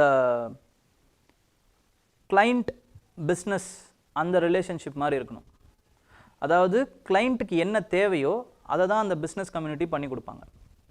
so client வந்து சொல்கிற இடத்துல இருப்பாங்க, பிஸ்னஸ் கம்யூனிட்டி பண்ணி கொடுக்குற இடத்துல இருப்பாங்க. பட் இப்போ இருக்கக்கூடிய ரிலேஷன்ஷிப் எப்படி இருக்குது அப்படின்னு பார்த்தீங்கன்னா, இட் இஸ் அபவுட் பேட்ரானேஜ், அதுக்கப்புறமா வந்து ஸ்லேவ் இந்த ரிலேஷன்ஷிப், இல்லைனா லேபர் இந்த ரிலேஷன்ஷிப் மாதிரி இருக்குது. அதாவது இப்போ ஒரு பேட்ரன் பண்ணுறவர் ஏதாவது பார்த்து போட்டு கொடுப்பார், அவ்வளோதான். ஸ்லேவ் வந்து அவர் என்ன சொல்கிறாரோ அதை வாங்கிக்குவார். ஓகேங்களா? அந்த ரிலேஷன்ஷிப் மாதிரி இருக்குது. அப்படி இருக்கக்கூடாது. ஓகேங்களா? அப்போ அசஸ்மெண்ட் பண்ணி அந்த டிஸ்ட்ரிக்ட் அத்தாரிட்டிஸ் இல்லைனா வந்து அந்த கவர்மெண்ட் அத்தாரிட்டிஸ் அந்த ஏரியாவை டிசாஸ்டர் ரிஸ்க் ரெசிலியண்ட்டாக மாற்றுறதுக்கு என்னென்ன மாதிரியான முயற்சிகள் எடுத்தாங்க, அப்புறம் டிசாஸ்டர் ஸ்டக் ஆச்சுனாலுமே அவங்களோட ரெஸ்பான்ஸ் எப்படி இருக்குது, ரீஹாபிலிட்டேஷன் எப்படி இருக்குது, ஒர்க் எப்படி இருக்குது, இது எல்லாத்தையுமே post disaster assessment should be done. எந்த ப்ரொவிஷனும் அந்த மாதிரி இந்த பில்லில் இல்லை. ஓகேங்களா. Next with respect to sections, already இருந்த டிசாஸ்டர் மேனேஜ்மெண்ட் செக்ஷன்ஸ் வந்து சில செக்ஷன்ஸ் 12, 19, 35, 22 இந்த மாதிரியான டிசாஸ்டர் செக்ஷன்ஸ் இருக்குல்ல, அதெல்லாம் ரிமூவ் பண்ணியிருக்காங்க, which is very very essential. Relief ஸ்டாண்டர்ட்ஸாக இருக்கட்டும், guidelines for the relief standards. Relief standards இருக்குல்ல, இந்த பொட்டலம் கொடுக்கணும், இந்த பொட்டலத்தில் இவ்வளோ அமௌண்ட் ஆஃப் கேஜி இது ஃபுட் இருக்கணும், தண்ணி பாட்டில் கொடுக்கணும், பிஸ்கெட் பாக்கெட் கொடுக்கணும், இப்படிங்கிற அந்த மினிமம் அந்த ரிலீஃப் ஸ்டாண்டர்ட்ஸ் அதெல்லாம் தூக்கிட்டாங்க. Okay. So next is with respect to the word law and order has been excluded. Law and order problem வராதா? இப்போ ஒரு டிசாஸ்டர்னால ஒரு விஷயம் வருது அப்படின்னா அது லா அண்ட் ஆர்டர் ப்ராப்ளம் இல்லைங்கிற மாதிரி அந்த வேர்டை தூக்கிட்டாங்க from the act. Okay. Next வந்து அனிமல் வெல்ஃபேருக்கும் எந்த ஒரு மென்ஷனுமே இல்லை. அனிமல் வெல்ஃபேருங்கிற மென்ஷனே இல்லை. டிசாஸ்டரில் மனுஷன் மட்டும் பாதிக்கப்பட போகிறது கிடையாது, நிறைய அனிமல்ஸும் பாதிக்கப்பட போகுது. ஓகேங்களா. அப்போ அதுக்கு என்ன மாதிரியான வெல்ஃபேர் நீங்கள் எடுக்க போகிறீங்க, அதை பற்றியும் இல்லை. மனுஷனை பற்றியும் கவலை இல்லை, அனிமலை பற்றியும் கவலை இல்லை அப்படின்னு ஆத்தர் சொல்கிறாங்க. ஓகேங்களா. Next there is another creation of another important authority, urban disaster management authority. இந்த புது அத்தாரிட்டிக்கான ரோல் என்ன, நீட் என்ன அப்படிங்கிறதே கிளியராக தெரியல நமக்கு. எதுக்கு இன்னொரு ஒரு அத்தாரிட்டி? ஓகேங்களா. இது ஒரு இம்பார்ட்டண்ட்டான ஒரு criticism with respect to this bill. Further complication of the bureaucratic potentials. ஓகேங்களா. So next is with respect to collaboration, regional collaborations. இந்த மாதிரி வந்து ரீஜனல் கொலாபரேஷன்ஸ் ஏதாவது பண்ணணும் அப்படிங்கிற மாதிரி எந்த ஒரு ஸ்டேட்மெண்ட்டும் இல்லை. It has ignored SAARC, BIMSTEC அந்த மாதிரியான பிளாட்ஃபார்ம்ஸ் கூட சேர்ந்து நிறைய அந்த டிசாஸ்டர் ரெசிலியன்ஸ் மேனேஜ்மெண்ட் அந்த எக்ஸசைசஸ் இதெல்லாம் நம்ம பண்ணுவோம் அப்படிங்கிற எந்த வார்த்தையும் அந்த பில்லில் இல்லை. ஓகேங்களா. They have ignored. ஓகேங்களா.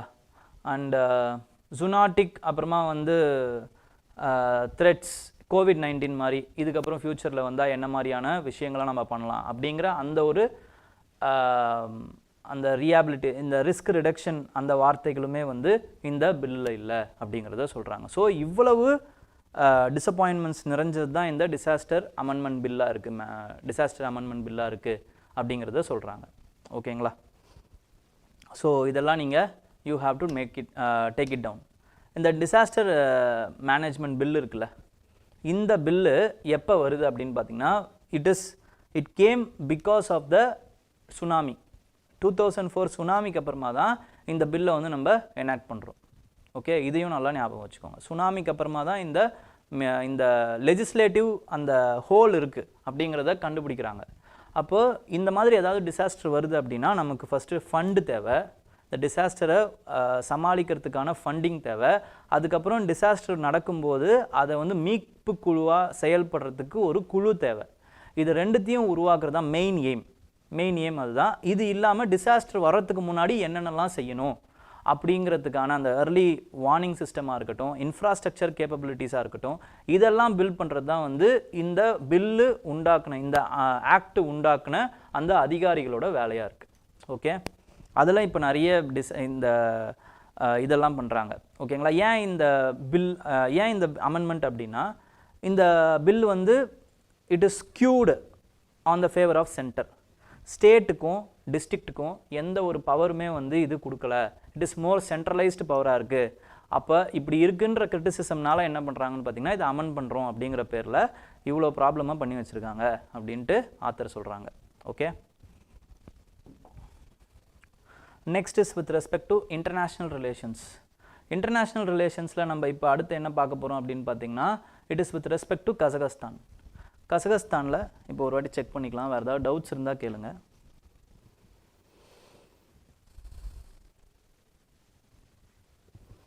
டங்ஸ்டன் மைனிங் இஷ்யூவை எக்ஸ்பிளைன் பண்ண சொல்லி கேட்டிருக்கீங்க. அதில் எக்ஸ்பிளைன் பண்ணுறதுக்கு ஒன்றும் இல்லைங்க. ஓகேங்களா. டங்ஸ்டன் அந்த கிரிட்டிக்கல் மினரலை எக்ஸ்ப்ளோர் பண்ணுறதுக்கு ஒரு லைசன்ஸை வந்து மைனிங் லைசன்ஸை வந்து எக்ஸ்ப்ளோரேஷனுக்கான மைனிங் லைசன்ஸை வந்து சென்ட்ரல் கவர்மெண்ட் கொடுத்துருக்காங்க ஒரு கம்பெனிக்கு. அந்த கம்பெனி வரக்கூடாது அப்படின்ட்டு ஸ்டேட் கவர்மெண்ட்டும் சரி அந்த லோக்கல் மக்களும் சரி போராடுறாங்க. ஓகேங்களா? இப்போ வரைக்கும் அந்த இஷ்யூ பற்றி சென்ட்ரல் கவர்மெண்ட் எந்த ஒரு முடிவும் எடுக்கலை. இப்போ கொடுத்துருக்காங்களா இல்லை கொடுக்க போகிறாங்களா இல்லை அது ப்ரப்போசலில் இருக்கா அப்படிங்கிறதுலாம் நமக்கு இன்னும் சரியாக தெரியல. ஓகேங்களா? ஸோ பெருசாக அது இஷ்யூ கிடையாது. ஏன் இஷ்யூ கிடையாதுன்னா டங்ஸ்டன் மைனிங் வரப்போகிறதில்ல அப்படின்னு சொல்லிட்டாங்க. ஓகேங்களா? Central government state government as said we will not give any permission to the tungsten mining.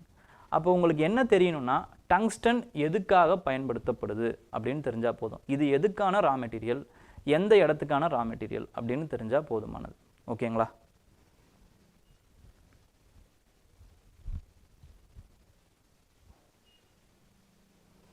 Tsunami இப்போ இல்லை, 20 வருஷத்துக்கு முன்னாடி இந்த டேட்டில் வந்தது, December 26. ஓகேங்களா? அதுக்காக தான் அந்த 20 வருஷமாக நம்ம என்ன பண்ணியிருக்கோம் அப்படிங்கிற ஒரு அசஸ்மெண்ட்டுக்காக சுனாமி பற்றி வந்தது. ஓகேங்களா? இந்த articles.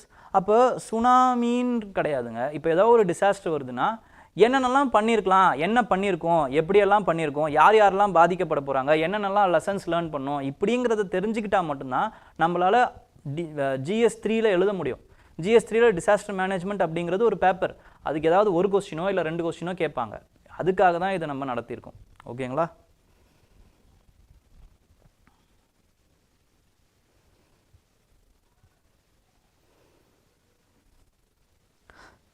why is the Lok Sabha head named speaker and Rajya Sabha head chairman அப்படின்னா அதுக்கான ஸ்பெசிஃபிக் ரீசன்லாம் ஒன்றும் கிடையாது. அப்படி சொல்லப்பட்டிருக்கு, அதனால் அப்படி. உங்கள் பேருக்கான காரணம் என்ன, ஏன் இப்படி வச்சாங்கன்னு கேட்க முடியுமா? கேட்க முடியாதுல்ல. அந்த மாதிரி தான் இதெல்லாம். ஓகே.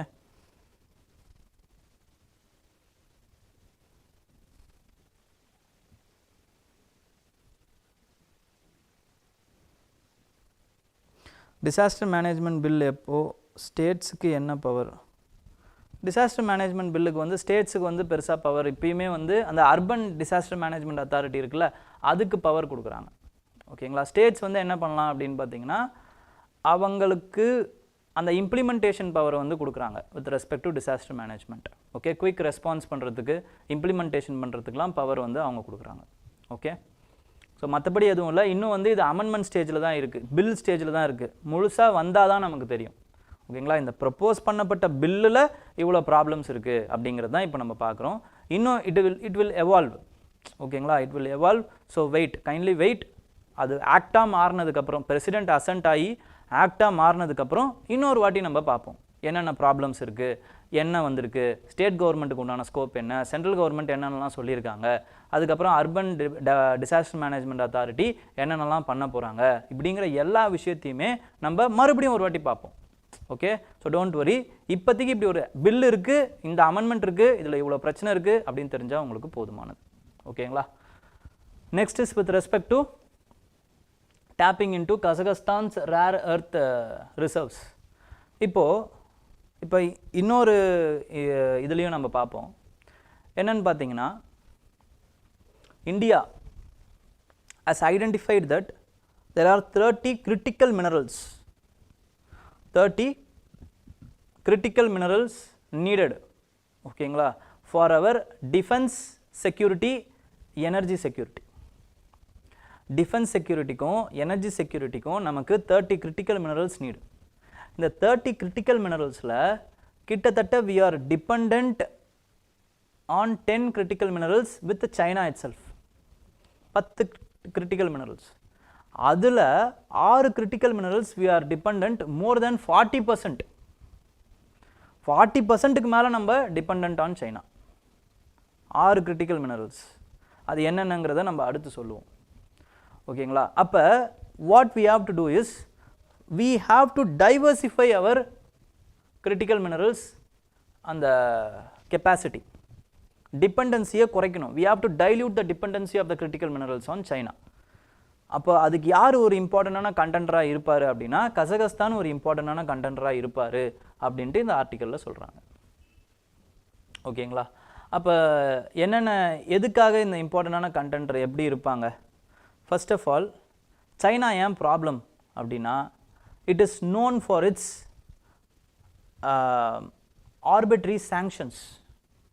ஓகேங்களா, இப்போ கூட ரீசெண்டாக என்ன பண்ணியிருக்காங்கன்னா, China has recently halted the supply of antimony. The antimony எதுக்கு crucial? It is crucial for flame retardants, solar cells, batteries, military gears. So it is crucial for national security. அப்போ இதை என்ன பண்ணியிருக்காங்க அப்படின்னு பார்த்தீங்கன்னா, they have halted the supply. ஏன்னா கிட்டத்தட்ட இது வேர்ல்டில் இந்த மாதிரி கிரிட்டிக்கல் மினரல்ஸு சைனா கிட்ட எவ்வளோ இருக்குது அப்படின்னு பார்த்தீங்கன்னா, they have 70% of its production and 60% with India sourcing around 60% of its import from Beijing. இதுதான் இங்கே ப்ராப்ளமே. 70% of production of rare minerals is from China. They have constructed beautifully the upstream, midstream and downstream supply chain of the rare earth metals. எல்லா metal, name them, every metal they have. ஒன்று they have the resource inside them itself. இல்லைனா எங்கே resource இருக்கோ அங்கே வந்து அவங்க ஸ்டேக்கை வாங்கி வச்சிட்டாங்க. ஃபார் எக்ஸாம்பிள் காங்கோவில் கோபால்ட் இருக்குன்னு வச்சுக்கோங்க. இந்த கோபால்ட் காங்கோவில் தான் இருக்கிறதுலே அதிகமான, உலகத்திலேயே அதிகமாக கோபால்ட் இருக்கிற இடம் எதுன்னு பார்த்தீங்கன்னா DCR, democratic republic of Congo. அங்கே 2 கம்பெனிஸ் வந்து பில்டு பண்ணி வச்சுருக்காங்க சைனா. அப்போ அது எக்ஸ்ப்ளோரேஷன்லேருந்து ப்ரொடக்ஷன்லேருந்து, அதுவும் ஸ்டேக்ஸ் யார்கிட்ட ஐயா இருக்குது, சைனீஸ் கிட்ட தான் அதிகமாக இருக்குது. காங்கோ கவர்மெண்ட்டுக்கு கம்மியான ஸ்டேக்ஸ் இருக்குது. ஓகேங்களா, அப்போ ப்ரொடக்ஷனாக இருக்கட்டும், இந்த மாதிரி டிஸ்ட்ரிபியூஷனாக இருக்கட்டும், நிறைய மினரல்ஸை இந்த மாதிரி வந்து அவங்க வச்சுருக்காங்க. அப்போ what they can do, they can weaponise these kinds of rare minerals. Energy security, டெலிகம்யூனிகேஷனுக்கு, செமிகண்டக்டருக்கு, சேட்டலைட் கம்யூனிகேஷன்ஸுக்கு, ஏரோஸ்பேஸுக்கு, ஓகேங்களா, நேஷ்னல் செக்யூரிட்டிக்கு, டிஃபென்ஸ் செக்யூரிட்டிக்கு, இந்த மாதிரி எல்லா விஷயத்துக்குமே இந்த கிரிட்டிக்கல் மினரல்ஸ் தேவைப்படுது. ஸோ இதனால் இது ப்ராப்ளமேட்டிக்காக இருக்குது. ஓகேங்களா, ஸோ நம்ம என்ன பண்ணலாம் அப்படின்னு பார்த்தீங்கன்னா, we can improve our ties with Kazakhstan. ஓகேங்களா, கசகஸ்தான் கூட நம்மளோட டைஸை இம்ப்ரூவ் பண்ணோம் அப்படின்னா, we will get the important alternative, viable alternative. Kazakhstan will be a viable alternative for source of rare earth metals. எப்படி பண்ணலாம்? We have already introduced Connect Central Asia policy. இந்த பாலிசிலாம் ஞாபகம் வச்சுக்கோங்க. இந்த மாதிரி தான் எழுதும்போது கனெக்ட் சென்ட்ரல் ஏஷியா பாலிசியாக இருக்கட்டும், இல்லைனா வந்து நம்மளோட அஸ்கபாத் அக்ரிமெண்ட்டாக இருக்கட்டும், இல்லைனா வந்து INSTC international north south transport corridor இருக்கட்டும். இந்த காரிடார்ஸ்லாம் நமக்கு எதுக்கு யூஸ் ஆகும் அப்படின்னு பார்த்தீங்கன்னா, to the transportation of the rare earth மெட்டல்ஸுக்கு அது யூஸ் ஆகும். ஆல்ரெடி அஸ்தானா என்ன பண்ணிருக்கு, அஸ்தானா தான் இஸ் த கேபிட்டல் ஆஃப் கசகஸ்தானோட கேபிட்டல் அஸ்தானா. அப்போ அஸ்தானா என்ன பண்ணியிருக்கு, already they have signed extraction agreement with Japan, Germany, US, south Korea. அதோட நம்மளும் இப்போ சேரணும் அப்படிங்கிறத சொல்கிறாங்க. Rare earth metals like dysprosium, ஓகேங்களா, இந்த பேர் ஞாபகம் வச்சுக்கோங்க. ஏன்னா இந்த மாதிரி பேரை வந்து பிலிம்ஸில் கேட்கலாம். டிஸ்ப்ரோசியம், ஆன்டிமனி, இந்த மாதிரி ஒரு 4-5 பேரை கொடுத்துட்டு, டெலீரியம், நியாக்சைடு, இப்படி 4 பேரை கொடுத்துட்டு, these are all names recently in news with respect to rare earth metals, toiletries, ஓகேங்களா, இல்லைனா பிளாஸ்டிக் ப்ரொடக்ஷன், பிளாஸ்டிக்ஸு, ஓகேங்களா. அதுக்கப்புறமா வந்து வித் ரெஸ்பெக்ட் டு வேறு ஏதாவது ஒரு குவாண்டம் கம்ப்யூட்டர், இப்படி ஒரு 4 ஸ்டேட்மெண்ட்டு, இந்த 4 ஆப்ஷன்ஸை கொடுத்துட்டு உங்ககிட்ட கேள்வியாக கேட்கலாம். ஓகேங்களா, அப்போ இந்த மாதிரியான பேர்கள்லாம் ஞாபகம் வச்சுக்கோங்க, இதெல்லாம் ரொம்ப இம்பார்ட்டண்ட். ஓகே, ஸோ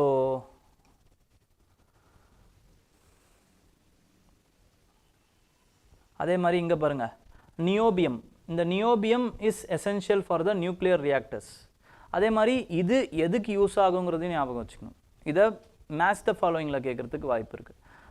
கிரிட்டிக்கல் மினரல்ஸை வச்சு ஒரு கொஸ்டின் 2025 வரப்போகுது. ஓகேங்களா, ஸோ கண்டிப்பாக வரப்போகுது. ஸோ அதனால் இந்த மினரல்ஸ், அதோடைய யூசஸ், அதுக்கப்புறம் இந்த மாதிரி மினரல் இருக்குது, இந்த மினரல் எங்கே இருக்குது அப்படிங்கிறத ஞாபகம் வச்சுக்கோங்க. அது இல்லாமல் மினரல்ஸ்க்கு சம்மந்தப்பட்ட அந்த ஸ்கீம்ஸ், ஓகேங்களா, மினரல் செக்யூரிட்டி கோஆப்ரேஷன், இந்த மாதிரி ஆன ஸ்கீம்ஸ்லாம் இருக்குல்ல, இதெல்லாமும் ஒரு வாட்டி படித்து வச்சுக்கோங்க. ஓகே, அது இல்லாமல் கபில் பற்றியும் கேட்குறதுக்கு வாய்ப்பு இருக்குது. ஓகே,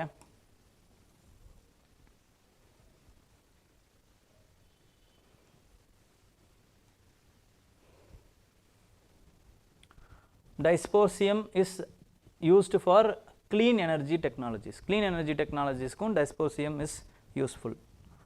ஓகேங்களா, அதே மாதிரி நம்மளோட செக்யூரிட்டி அட்வைசர் என்ன சொல்லியிருக்காரு அஜித் தோவல் அப்படின்னு பார்த்தீங்கன்னா, India central Asia rare earth forum அப்படின்ற ஒரு ஃபோரம் வந்து ப்ரப்போஸ் பண்ணியிருக்காரு. இது எதுக்காக?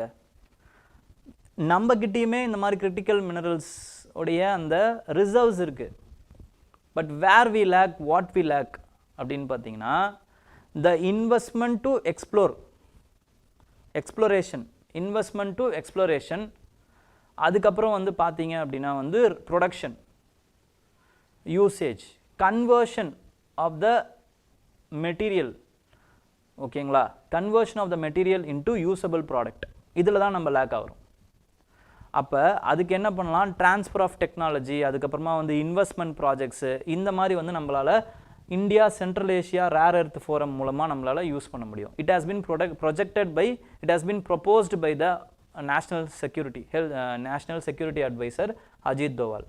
ஓகேங்களா, இந்த second India central Asia summit in Astana, second India central Asia summit in Astana, இதுவும் ஞாபகம் வச்சுக்கோங்க.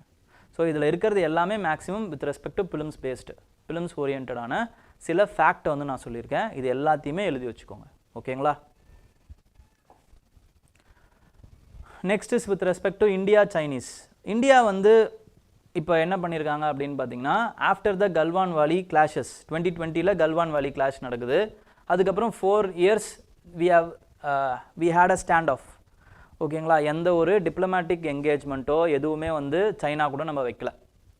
இப்போ ரீசெண்டாக என்ன பண்ணியிருக்கோம் அப்படின்னு பார்த்தீங்கன்னா, பிஃபோர் த கசான் சப்மிட், பூஷன் சப்மிட் ஆஃப் பிரிக்ஸ், நம்ம என்ன பண்ணியிருக்கோம் அப்படின்னு பார்த்தீங்கன்னா, we have relaxed our position. நம்ம மட்டும் இல்லை, சைனீஸும் இறங்கி வந்திருக்காங்க. ஸோ ஸ்டேட்டஸ்கோ மெயின்டைன் பண்ணிக்கலாம் அப்படின்ட்டு வந்து இறங்கி வந்திருக்காங்க. So now we have 2 strategic choices. First choice is to again engage in any problematic relationship with China. Second, to cooperate with China and achieve our common goal. 2 choice இருக்கு. அப்போ China சில விஷயங்களை பண்ணணும், இந்த கோஆப்ரேஷனுக்கு சைனா சில விஷயங்களை பண்ணணும், India சில விஷயங்களை பண்ணணும். என்ன பண்ணலாம்? ஃபஸ்ட்டு சைனா வந்து ஃபஸ்ட்டு என்ன பண்ணணும் அப்படின்னு பார்த்தீங்கன்னா, it has to ensure that it won't இந்தியாவுக்கு வந்து நம்பிக்கை கொடுக்கணும். It won't involve in any anti India activities. இந்தியாவோட செக்யூரிட்டியை த்ரெட் பண்ணுற மாதிரி எந்த ஒரு செயலிலும் ஈடுபட மாட்டோம் அப்படின்ட்டு வந்து சைனா வந்து அதோட செயல்பாடுகளால் வந்து இந்தியாவுக்கு நம்பிக்கை கொடுக்கணும். ஃபஸ்ட்டு. செகண்ட் வந்து என்ன பண்ணணும் அப்படின்னு பார்த்தீங்கன்னா, China has to recognise India in the international forum and it has to voluntarily support India's membership. UN உடைய அந்த permanent membership, Security Council உடைய permanent membershipக்கு China has to voluntarily support. Third importantaன விஷயம் என்ன பண்ணணும் China to have trust, to promote the trust அப்படின்னா, it has to recognize India as the pole, another important pole of South Asia. Asia உடைய இன்னொரு இம்பார்ட்டண்ட்டான pole India அப்படிங்கிறத China recognise பண்ணணும். ஓகேங்களா, ஸோ இந்த 3 விஷயத்தை வந்து சைனா பண்ணணும் to gain the trust of India. India ஒரு 3 விஷயத்தை பண்ணணும் to cooperate with the China. என்ன ஃபஸ்ட்டு என்ன பண்ணணும் அப்படின்னு பார்த்தீங்கன்னா, சைனா இந்தியாவுக்கு இடையில் இருக்கக்கூடிய அந்த உறவு எப்போ வந்து போகுது, ஏன் வந்து இந்த கல்வான் வாலி கிளாஷ் வருது அப்படின்னா, when they became more supportive இல்லைனா more closer to the US உடைய அந்த சைனா நெக்லெக்ட் பாலிசி இல்லைனா Asia pivot to Asia policy, ஓகேங்களா, இல்லை சைனா ஐசோலேஷனிஸ்ட் பாலிசி, இப்படி அந்த சைனா வந்து என்ன நினைக்குதுன்னா, US is using India to isolate us. அப்போ யூஎஸ் கூட இருக்கக்கூடிய அந்த நெருக்கத்தை இந்தியா வந்து சைனாவுக்கு புரிய வைக்கணும். It is because of our strategic autonomy we are participating in these kinds of forum like Gwadar இருக்கட்டும், எல்லாமே வந்து நம்மளோட strategic autonomyக்காகவும் இண்டோ பசிபிக் ஃப்ரேம்ஒர்க்காகவும் தான் நாங்கள் பண்ணுறோமே தவிர not to threaten China or isolate China அப்படிங்கிறத இந்தியா புரிய வைக்கணும் சைனாவுக்கு. செகண்ட் விஷயம் என்ன பண்ணணும் அப்படின்னு பார்த்தீங்கன்னா, it has to stick with its one China policy. India has to stick with its one China policy. Sir அது என்ன சார் ஒன் சைனா பாலிசி அப்படின்னா, China is claiming other countries also like Taiwan, அதுக்கப்புறம் Hong வந்து இப்போ கூட China கீழே தான் இருக்குது, பட் இட் இஸ் அட்டானமஸ் ஸ்டேட்டஸில் இருக்குது. ஓகேங்களா, அதெல்லாம் வந்து ஒன் சைனா பாலிசின்னு வந்து சைனா நினைக்குது. It has also agreed by India. India agree பண்ணிடுச்சு. In fact India is the first non communist country. ஓகேங்களா, non communist country to approve the annexation of Tibet by China. would you believe it? 1954 India is the first non communist country actually. அப்போ என்ன நினச்சாரு நேரு அப்படின்னு பார்த்தீங்கன்னா, eastern செக்டாரில் western செக்டாரில் already நமக்கு ஒரு enemy உருவாயிட்டாங்க in the name of Pakistan. We should not retaliate with same retaliation with China அப்படின்னு நினச்சாங்க. சைனா கூடயும் நம்ம இந்த ரிட்டாலியேஷனை நம்ம பயன்படுத்தக்கூடாது. சைனா கூட நம்ம we have to maintain a friendly relation. அதுக்காக என்ன பண்ணுறாரு, டிபெட்டை வந்து சைனாவுடைய one of the integral part அப்படின்னு வந்து ரெகக்னைஸ் பண்ணிட்டார். இது one of the biggest historic blunder by Nehru. It has been criticised by many. Rajendra Prasad என்ன சொல்கிறாரு அப்படின்னு பார்த்தீங்கன்னா, ஜேபி கிருப்லானி என்ன சொல்கிறாரு அப்படின்னு பார்த்தீங்கன்னா, பை recognizing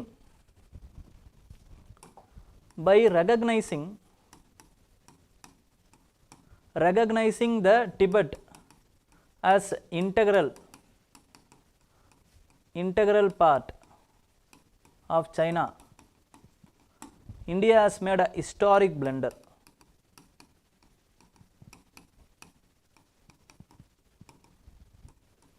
ஏன் சார் ஹிஸ்டாரிக் பிளண்டர் அப்படின்னா, பிரிட்டிஷ் இந்தியாவில் என்ன பண்ணியிருப்பாங்க அப்படின்னு பார்த்தீங்கன்னா, பிரிட்டிஷ் இந்தியா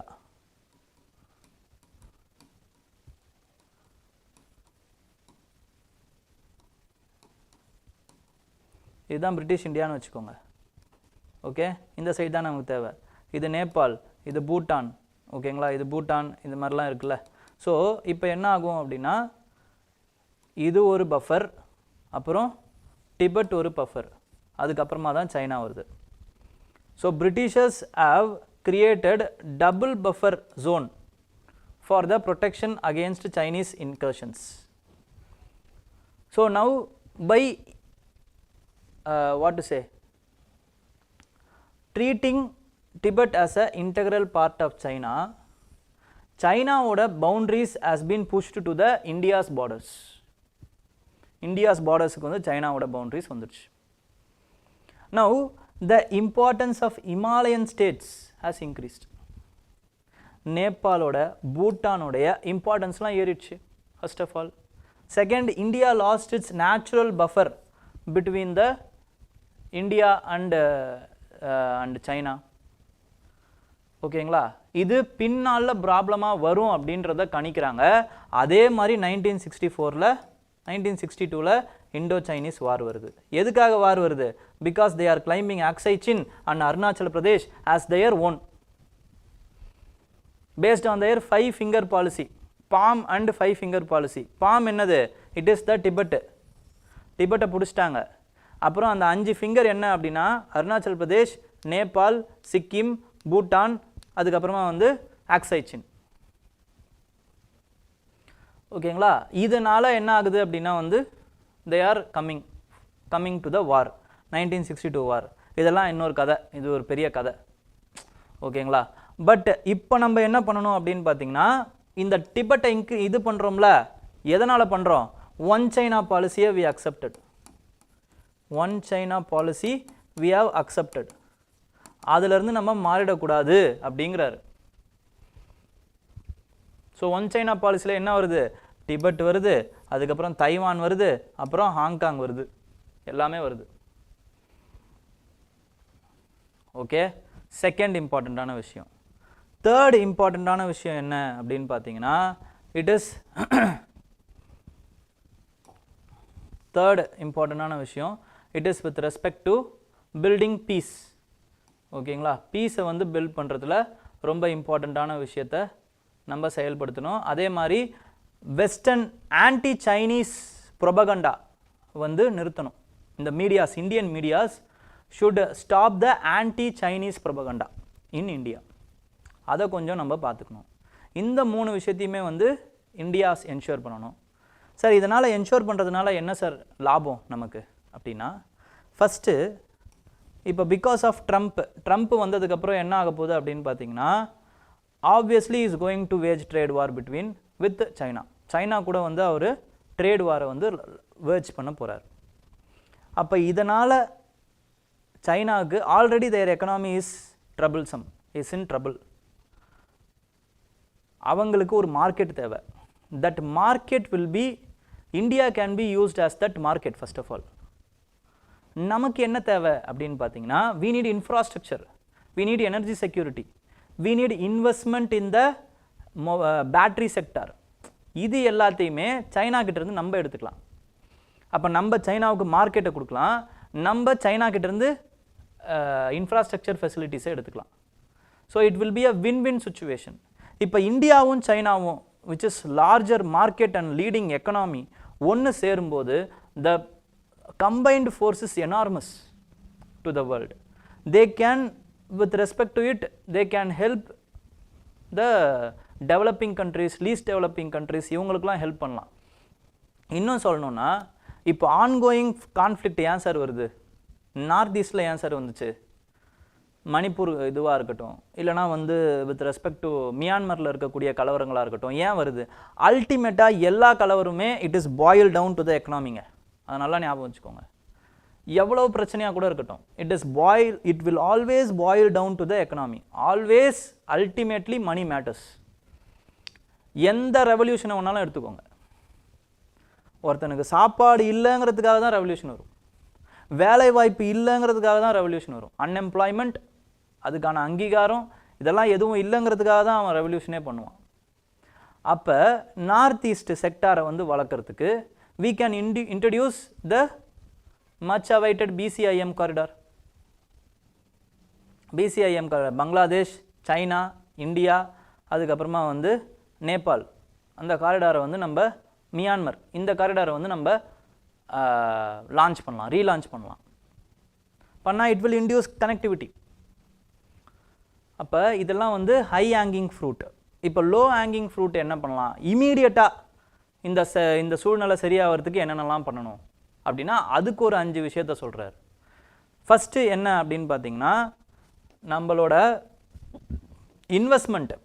இன்வெஸ்ட்மெண்ட்டுக்கு என்ன பண்ணியிருக்காங்க அப்படின்னு பார்த்தீங்கன்னா, கோவிடுக்கு அப்புறமா வந்து அந்த ஃப்ளைட்டெல்லாம் வந்து சஸ்பெண்ட் பண்ணியிருக்காங்க, நிறைய டைரக்ட் ஃப்ளைட்டை. அதை நீங்கள் ரீஸ்டார்ட் பண்ணலாம். ஓகேங்களா? அதுக்கப்புறமா வந்து வீசாஸ் நிறைய பேருக்கு வந்து கொடுக்காமல் வச்சுருக்காங்க. சைனீஸ் நேஷ்னல்ஸுக்கு வீசாஸ் நிறைய கொடுக்காமல் வச்சுருக்காங்க, அதை கொடுக்கலாம், ஸ்டார்ட் பண்ணலாம். தேர்டு வந்து ஆப் இருக்குல்ல, டிக்டாக் மாதிரியான ஆப்ஸு, அதை பேன் பண்ணி வச்சுருக்காங்க, அதை வந்து திருப்பி வந்து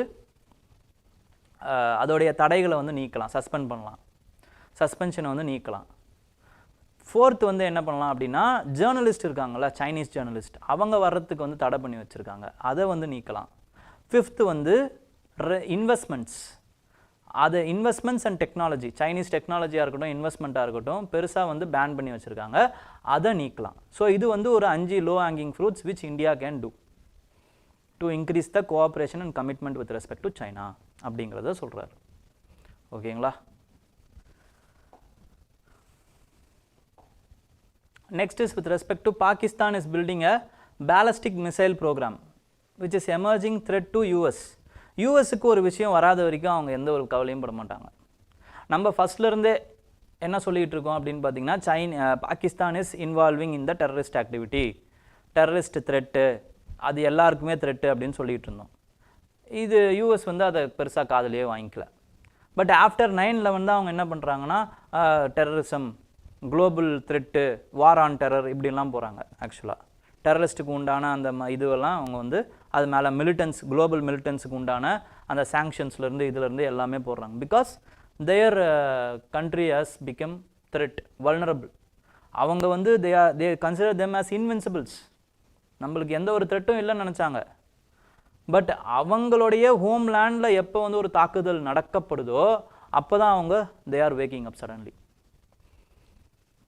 அதே மாதிரி தான் இப்பயுமே அவங்க தே ஆர் கிவிங் ஃபண்டு. அதுக்கப்புறமா வந்து இல்லீகலாக வந்த அந்த வாட் டு சே, சைனா வந்து டிஃபென்ஸ் கேப்பபிலிட்டிஸ் வச்சுருக்காங்க, மிலிட்ரி கேப்பபிலிட்டிஸ் இருக்குது, மிசைல் கேப்பபிலிட்டி இருக்குது. இவங்க வந்து பார்த்தீங்க அப்படின்னா வந்து சைனா, அப்புறமா வந்து north Korea, Pakistan, they are what to say, they are friends. சைனாவுக்கு வந்து they should contain Japan and India in their own domain. Regional பிளேயர்ஸாக கூட ஆக விடாமல் பார்த்துக்கணும். அப்போ என்ன பண்ணுறது, அவங்களுக்கு ஒரு தலைவலியை கொடு. எப்படி தலைவலியை கொடுக்கறது? With respect to inducing, giving more power to Pakistan and north Korea. North கொரியாவுக்கு கொஞ்சம் பவர் கொடுத்தனா they will keep Japan busy. பாகிஸ்தானுக்கு நீ கொஞ்சம் இந்த மிசைல் டெக்னாலஜி பவர் கொடுக்குற அப்படின்னா they will keep India busy.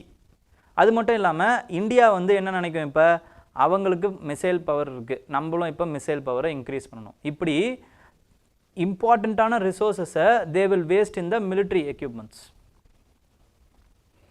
ஓகேங்களா? ஆனால் இப்போ எப்படி நீங்கள் டேரெக்டாக கொடுப்பீங்க? டேரெக்டாக கொடுத்தா தெரிஞ்சிடும் அது சைனாவோட இது அப்படின்ட்டு. அப்போ என்ன பண்ணுறாங்க அப்படின்னு பார்த்தீங்கன்னா, நார்த் கொரியாவுக்கு என்ன தேவை? அவங்களுக்கு சாப்பாடு தேவை, ஃபுட்டு இல்லை அவங்கக்கிட்ட. பாகிஸ்தானுக்கு என்ன தேவை? அவங்களுக்கு டெக்னாலஜி தேவை. அப்போ நார்த் கொரியா கிட்ட டெக்னாலஜியை கொடுத்து அந்த டெக்னாலஜியை பாகிஸ்தானுக்கும், பாகிஸ்தான்கிட்ட இருக்கிற ஃபுட்டை நார்த் கொரியாவுக்கும் ஷேர் பண்ணிக்கிறாங்க. பட் அது ரொம்ப கவர்டாக நடந்திருக்க வேண்டியது. நம்ம பாகிஸ்தான் என்ன பண்ணிட்டாங்க அப்படின்னு பார்த்தீங்கன்னா, பாகிஸ்தானுடைய கவர்மெண்ட் ஃபண்டிலிருந்து டேரெக்டாக நார்த் கொரியாவுக்கு ஓப்பனாக பப்ளிக்காக வந்து ட்ரான்ஸ்ஃபர் பண்ணிட்டாங்க. உலகத்துக்கு தெரிஞ்சு போச்சு யாருக்கிட்டேருந்து டெக்னாலஜி போச்சு அப்படின்ட்டு. ஓகேங்களா? அப்போ டெக்னாலஜி போனதை கூட யூஎஸ் வந்து அது பெருசாக கவலைப்படலை. அப்போ அவங்களுக்கு அந்த கவலை இல்லை. பட் இப்போ என்ன ஆயிருக்குன்னு பார்த்தீங்கன்னா, inter continental ballistic missiles they are working. Pakistan government is working. அப்போ அந்த ரேஞ்ச் வந்து யூஎஸ் ஹிட் பண்ணுற ரேஞ்சுக்கு வந்ததுக்கப்புறம் தே are what to say, now they are feeling the thread with respect to Pakistan. அப்போ என்ன பண்ணுறாங்க, 4 கம்பெனிஸ்க்கு சாங்ஷன்ஸ் பண்ணுறாங்க. ஒன்று வந்து கவர்மெண்ட் கம்பெனி. கிட்டத்தட்ட வந்து அது என்னன்னு பார்த்தீங்கன்னா, இந்த first company is national development complex. இந்த company is equivalent to the DRDO of India. ஓகேங்களா? They are this NDC is placed in the Islamabad. மற்ற 3 கம்பெனியும் வந்து கராச்சியில் இருக்குது, அதெல்லாம் ப்ரைவேட் கம்பெனிஸ். ஓகேங்களா? ஸோ பாகிஸ்தானுடைய அந்த மிசைல்ஸ் என்ன அப்படிங்கிறத நான் கொடுத்துருக்கேன். ஓகேங்களா? Ballistic missiles. இது ஃபஸ்ட்டு 2 மட்டும் என்ன அப்படின்னு பார்த்தீங்கன்னா, இட் இஸ் க்ரூஸ் மிசைல். மற்றது எல்லாமே வந்து பேலஸ்டிக் மிசைல்ஸ். ஓகேங்களா? ஸோ பாபர், கஸ்னவி, அப்புறம் கௌரி இது எல்லாத்தையுமே வந்து அவங்க வந்து இந்தியாவை அட்டாக் பண்ண ஃபாரின் இன்வேடர்ஸ் இவங்களோட பேரில் தான் வச்சுருக்காங்க. பட் அவங்களுக்கு பாதி தான் ஹிஸ்ட்ரி தெரியும். என்ன பிரச்சனை அப்படின்னா வந்து அதெல்லாம் அவங்களும் தான் அவங்களையும் தான் அடிச்சுட்டு வந்திருக்காங்க. ஓகேங்களா? லாகூர், முல்தான் வழியாக தான் இங்கே வந்தாங்க. சரி, ஓகே, இருந்துட்டு போகுது. ஓகே, நெக்ஸ்ட் வந்து ஒப்பேக்கை பொறுத்த வரைக்கும் நேற்று நம்ம கொஞ்சம் பார்த்தோம். பட் இப்போயும் திருப்பி பார்ப்போம். ஓகேங்களா? ஒப்பேக்கை பொறுத்த வரைக்கும் என்னன்னு பார்த்தீங்கன்னா, இதோட ஃபவுண்டர் மெம்பர்ஸ் யார் ஃபர்ஸ்ட் ஆஃப் ஆல் அப்படின்னு பார்த்தீங்கன்னா, during 1960s it has been founded by Iran, Venezuela, Iraq, Saudi Arabia, Kuwait. நான் உங்களுக்கு ஆல்ரெடி சொன்னேன், ஈராக் இருக்கிற இடத்துல ஈரான் இருக்கிற இடத்துல சவுதி அரேபியா இருக்காது அப்படின்னு நான் சொன்னேன். ஆனால் இங்கே இருக்கே சார் அப்படின்னு நீங்கள் கேட்கலாம். பட் டேட்டை பாருங்கள், 1960. ஓகேங்களா? 1960 பொறுத்த வரைக்கும் both were allies of US. அதனால் அந்த மாதிரி ஒரு ஒப்பேக் மாதிரியான ஒரு ஆர்கனைசேஷன் உருவாகிறது சாத்தியமாக இருந்தது. இதுக்கப்புறம் அது கிடையாது. After Iranian revolution they become dead enemies. ஓகேங்களா. 1979க்கு அப்புறம் they had become enemies. So அதுக்கப்புறம் வந்த ரிட்டாலியேஷன் தான் என்னது, with respect to GCC, Gulf Cooperation Council. ஓகேங்களா. ஸோ 1960ல் it is established by Iran, Venezuela, Iraq, Saudi Arabia, Kuwait. Venezuela மட்டும் ஆட் ஒன் அவுட் மாதிரி தெரியும். ஓகேங்களா. இனிஷியலாக அது it has been started by the Baghdad conference. எதுக்காக இது அப்படின்னு பார்த்தீங்கன்னா, to unify and coordinate the petroleum price production. இது எல்லாத்தையுமே வந்து யூனிஃபை பண்ணுறதுக்கு, அதுக்கப்புறமா வந்து கண்ட்ரோல் பண்ணுறதுக்காக தான் வந்து இந்த ஆர்கனைசேஷனை உருவாக்குறாங்க. ஓகேங்களா. அதுக்கப்புறம் over the period of time many petroleum producers, many petroleum companies, countries அவங்க என்ன பண்ணுறாங்கன்னா இந்த ஒப்பேக்கில் வந்து சேர்றாங்க. யார் யாரெல்லாம் வந்து மெம்பர் ஆகுறாங்க அப்படின்னு பார்த்தீங்கன்னா, இவ்வளோ பேர் மெம்பர்ஸாக இருக்காங்க. இது எல்லாருமே உங்களுக்கு ஞாபகம் இருக்கணுன்ற அவசியம் இல்லை. ஓகேங்களா. பட் மெயினாக உங்களுக்கு என்ன தேவைன்னா, ரீசெண்டாக அங்கோலா வந்து இந்த ஒப்பேக்லேருந்து வெளில வந்துடுச்சு. ஓகேங்களா. அப்போ அது மட்டும் உங்களுக்கு தேவை. இது கரண்ட் அஃபேர்ஸ். ஓகே. நெக்ஸ்ட் வந்து ஒப்பேக் ப்ளஸ்ன்னு சில மெம்பர்ஸ் இருக்காங்க. அதாவது வந்து ஒப்பேக்கில் இல்லாமல் ஆயில் ப்ரொடியூசிங் கண்ட்ரிஸ் அவங்க சேரும்போது அது ஒப்பேக் ப்ளஸ் மெம்பர்ஸாக மாறுது. ஓகேங்களா. அப்போ ஒப்பேக் ப்ளஸ் மெம்பர்ஸில் யார் யாரெல்லாம் இருக்கிறாங்கங்கிறதும் உங்களுக்கு இம்பார்ட்டன்ட் இல்லை. ரஷ்யா இருக்காங்கங்கிறதும் நீங்கள் ஞாபகம் வச்சுக்கோங்க. ரஷ்யா இருக்காங்க, ஒப்பேக் ப்ளஸ் மெம்பர்ஸில் ரஷ்யா இருக்காங்கன்றதும் ஞாபகம் வச்சுக்கோங்க. வேறு ஒன்றும் தேவையில்லை. இவங்களுடைய ஹெட் குவார்ட்டர்ஸ் எங்கே இருக்குது அப்படின்னு பார்த்தீங்கன்னா வியன்னாவில் இருக்குது. வியன்னாவில் இருக்குது, அதுவும் உங்களுக்கு தெரியணும். ஓகேங்களா. Headquarters is in Vienna. First of all அது வந்து ஜெனீவாவில் இருந்துச்சு. அதுக்கப்புறம் 1965ல் வியன்னாவில் மாற்றுறாங்க. ஓகேங்களா. அதுவும் உங்களுக்கு ஞாபகம் இருக்கணும். பாக்தாத் கான்ஃபரன்ஸில் அதை செயல்படுத்துகிறாங்க, அதுவும் உங்களுக்கு ஞாபகம் இருக்கணும். ஓகேங்களா. நெக்ஸ்ட் இன்னொரு இம்பார்ட்டண்ட்டான விஷயம் என்ன அப்படின்னு பார்த்தீங்கன்னா, இவங்களோட பப்ளிகேஷன்ஸ் இருக்குல்ல, அந்த பப்ளிகேஷன்ஸ் வந்து வேர்ல்டு ஆயில் அவுட்லுக் அப்படிங்கிற ஒரு பப்ளிகேஷன்ஸை இவங்க வெளியிடுறாங்க. அதுக்கப்புறமா வந்து they are based on the principle of unanimous voting. ஓகேங்களா. எல்லாருமே ஒரே மாதிரி ஓட் பண்ணணும். ஸோ கன்சென்சஸ் பேஸ்ட் ஒரு மெம்பருக்கு ஒரு ஓட்டு தான். இதுதான் ஒப்பேக். ஓகேங்களா. Opaque plus. இந்த இம்பார்ட்டன்ஸ் உங்களுக்கு தெரியணும். ஓகே. டைனமிக்ஸ் உங்களுக்கு தெரியணும். Next is with respect to quantum computers. Quantum கம்ப்யூட்டர்ஸை பொறுத்த வரைக்கும் உங்களுக்கு ரெண்டு இம்பார்ட்டண்ட்டான பிரின்சிபிள்ஸ் ஞாபகம் வரணும். ஒரு இம்பார்ட்டண்ட்டான பிரின்சிபல் என்ன அப்படின்னு பார்த்தீங்கன்னா super position.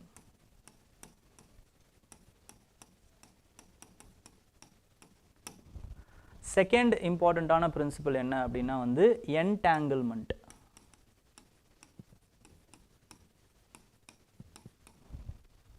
Super position, entanglement.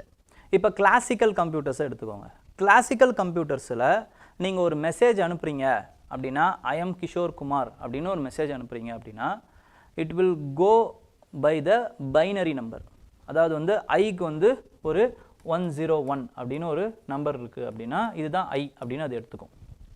அதே மாதிரி ஐ எம் வந்து 1011100 இப்படின்ற ஒரு நம்பர் இருக்கும். இது ஐ ஆம். அப்புறம் கிஷோருக்கு ஒரு அதே மாதிரி பைனரி இருக்கும். இந்த மெசேஜ் மூலமாக தான் அது போகும். இது கிளாசிக்கல் ஃபிசிக்ஸ். ஓகேங்களா.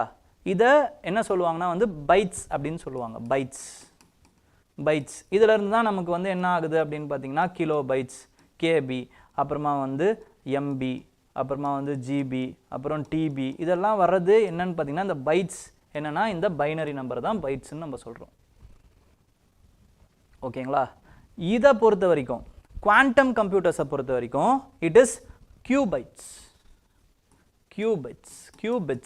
குவாண்டம் பிட்ஸ்ன்னு சொல்லுவாங்க. Quantum bits. ஓகேங்களா. அப்போ கிளாசிக்கல் கம்ப்யூட்டர்ஸை பொறுத்த வரைக்கும் இப்போ ஒரு இன்ஃபர்மேஷன் போகுது அப்படின்னா it will be either in 0 or in 1. Either 0 or 1. But கியூபிட்ஸை பொறுத்த வரைக்கும் அந்த இன்ஃபர்மேஷன் 0-1 இருக்கலாம், 1-0 இருக்கலாம், இல்லை எய்தர் இன் 0 இருக்கலாம், இல்லை எய்தர் இன் 1 இருக்கலாம். எப்படி ஒன்றாலும் இருக்கலாம். அது கொலாப்ஸ் ஆகிற வரைக்கும் நமக்கு தெரியாது எந்த இன்ஃபர்மேஷன் அப்படின்ட்டு. ஓகேங்களா. இந்த ப்ராப்பர்ட்டி ஆஃப் கியூபிட் இருக்குது பார்த்தீங்களா, இதுக்கு பேர் தான் சூப்பர் பொசிஷன் அப்படின்னு சொல்லுவாங்க. இப்போ இதுக்கு என்ன அனாலஜி அப்படின்னா வந்து ஒரு காயினை வந்து சுத்த விடுற மாதிரி. இந்த காயின் வந்து ஸ்பின் ஆகிட்டு இருக்கிற வரைக்கும் நமக்கு இது ஹெட்டா டெய்லான்னு தெரியாது. It will B both head and tail. அதே மாதிரி தான் இதுவுமே. ஓகேங்களா? இந்த பிரின்சிபலுக்கு பேர், இந்த காமனாலிட்டிக்கு பேர் என்ன அப்படின்னு பார்த்தீங்கன்னா சூப்பர் பொசிஷன். ஸோ இதை வச்சு நம்மளுக்கு இந்த ரெண்டு இதுனா காம்பினேஷன்ஸ் வந்து கம்மியாக தானே கிடைக்கும். இங்கே பாருங்கள் 4 காம்பினேஷன்ஸ் இருக்குது, இன்னும் அதிகமாக நமக்கு கிடைக்கும் சூப்பர் பொசிஷனில். First of all. Second, there is a phenomena called as entanglement. என்டாங்கிள்மெண்ட்னா என்ன அர்த்தம்னா இது வந்து sub atomic particle. Sub atomic particle வச்சு தான் நம்ம இன்ஃபர்மேஷனை வந்து பாஸ் பண்ணுறோம். Sub atomic particle. It will always be in the கனெக்ஷன்லேயே தான் இருக்கும். ஓகேங்களா? இந்த 0வும் 1ம் ஒரே மாதிரி தான் இருக்கும். இந்த 0 வந்து எவ்வளோ டிஸ்டன்ஸில் இருந்தாலுமே 0, 1 எவ்வளோ டிஸ்டன்ஸில் இருந்தாலுமே இட் இஸ் கனெக்டட். அப்போ இந்த 0வை ஏதாவது நம்ம டிஸ்டர்ப் பண்ணுறோன்னு வச்சுக்கோங்களேன், 1 will automatically get disturbed. 0வை நம்ம டிஸ்டர்ப் பண்ணுறோம் அப்படின்னா 1 will also automatically get disturbs. இப்போது இதுக்கு ஒரு அனாலஜி சொல்கிறாங்க. என்ன அனாலஜி அப்படின்னா, இப்போது ஒரு பேர் ஆஃப் ஷூ இருக்குங்க, ஒரு பேர் ஆஃப் ஷூ இருக்குது. ஓகேங்களா? Left right. இப்போ இந்த பேர் ஆஃப் ஷூ வந்து லெஃப்ட் ஷூ வந்து நம்ம என்ன பண்ணுறோம் அப்படின்னு பார்த்தீங்கன்னா ஒரு இடத்துக்கு கொண்டு போய் வச்சிடறோம். ரைட்டு ஷூவுக்கு ஒரு இடத்துல கொண்டு போய் வைக்கிறோம். எந்த ஷூ எங்கே இருக்குன்னா நமக்கு தெரியாது. ஆனால் பிரித்து பார்க்கும்போது இது லெஃப்ட் ஷூ அப்படின்னு நமக்கு தெரிஞ்சிச்சுன்னா அப்போ வேறு ஒரு இடத்துல இருக்கிறது ரைட் ஷூன்னு நமக்கு ஆட்டோமேட்டிக்காக தெரிஞ்சிடும்ல. அதே மாதிரி தான் 0வில் ஏதோ ஒரு பிரச்சனை இருக்குதுன்னு நமக்கு தெரிஞ்சதுன்னா when one is also getting disturbedன்னு நமக்கு தெரியும். ஓகேங்களா? ஸோ இப்போ என்ன பண்ண முடியாதுன்னா ஈஸியாக நிறைய பேரால் ஹேக் பண்ண முடியாது. இந்த குவாண்டம் கம்ப்யூட்டர்ஸ் வந்து ஹேக் ஃப்ரீ கம்ப்யூட்டர்ஸ் அப்படிங்கிறத சொல்கிறாங்க. Okay, hack free computers. அப்போது இப்போ நமக்கு இன்னொரு கான்செப்ட் தெரியணும். என்ன கான்செப்ட்னா என்கிரிப்ஷன் அப்படிங்கிற அந்த கான்செப்ட். என்கிரிப்ஷன்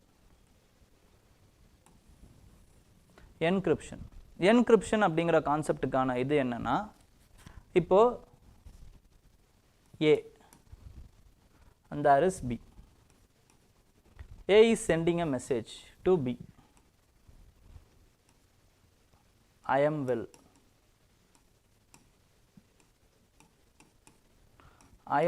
அப்படின்ட்டு வந்து ஒரு மெசேஜ் அனுப்புகிறாங்க. இப்போ இதை C-ஆல் பார்க்க முடியும்.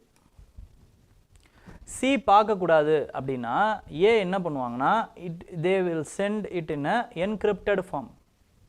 encrypted formனா இப்போ simple encrypted form is Caesar cipherன்னு சொல்லுவாங்க. சைஃபர். ஓகேங்களா? அதை மாற்றி அனுப்புறது, அந்த மெசேஜை மாற்றி அனுப்புறது தான் சைஃபர். ஓகேங்களா? அப்போ ஐக்கு பதில் நான் 5ன்னு வச்சுக்கிறேன், 6ன்னு வச்சுக்கிறேன், ஆமாம் வெல்லுக்கு வந்து 7ன்னு வச்சுக்கிறேன். 5 6 7 அப்படின்னு நான் அனுப்பிச்சேன்னா பிக்கு தெரியும் 5னா என்ன, 6னா என்ன, 7னா என்னன்ட்டு.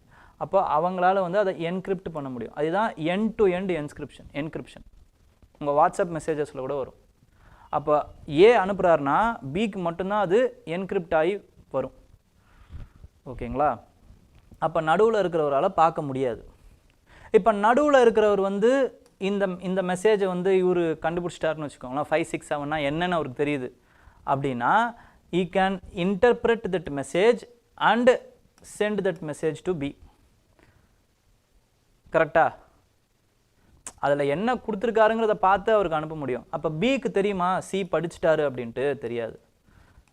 B doesn't know it. But in case of quantum, இதுக்கு தான் வந்து என்ன பண்ணுறாங்கன்னா there is a concept called as quantum key distribution அப்படிங்கிற ஒரு கான்செப்ட். Quantum key distribution.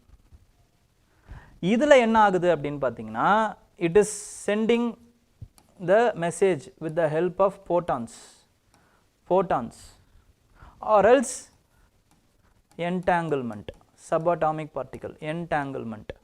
இந்த ரெண்டுத்தினால வந்து யூஸ் பண்ணுறாங்க. அப்போ ஃபோட்டான்ஸை வந்து நீங்கள் பார்க்கும்போது இட் வில் இம்ப்ரிண்ட். இப்போ ஏதாவது ஒரு மெசேஜ் டெசிஃபர் ஆகிடுச்சு அப்படின்னா வந்து உங்களுக்கு தெரியும் எவ்வளோ பேர் நடுவில் இன்டர்செப்ட் பண்ணாங்க அப்படிங்கிறது உங்களுக்கு தெரியும். என்டாங்கிள்மெண்ட்டில் உங்கள் மெசேஜை படிக்கிறாங்கன்னு தெரியும் போது உங்ககிட்ட இருக்கிற ஒரு subatomic particle will also shake hand. அப்போ உங்களுக்கு அப்பயுமே தெரிஞ்சிடும். So you can destroy the message or you can stop the message from sending.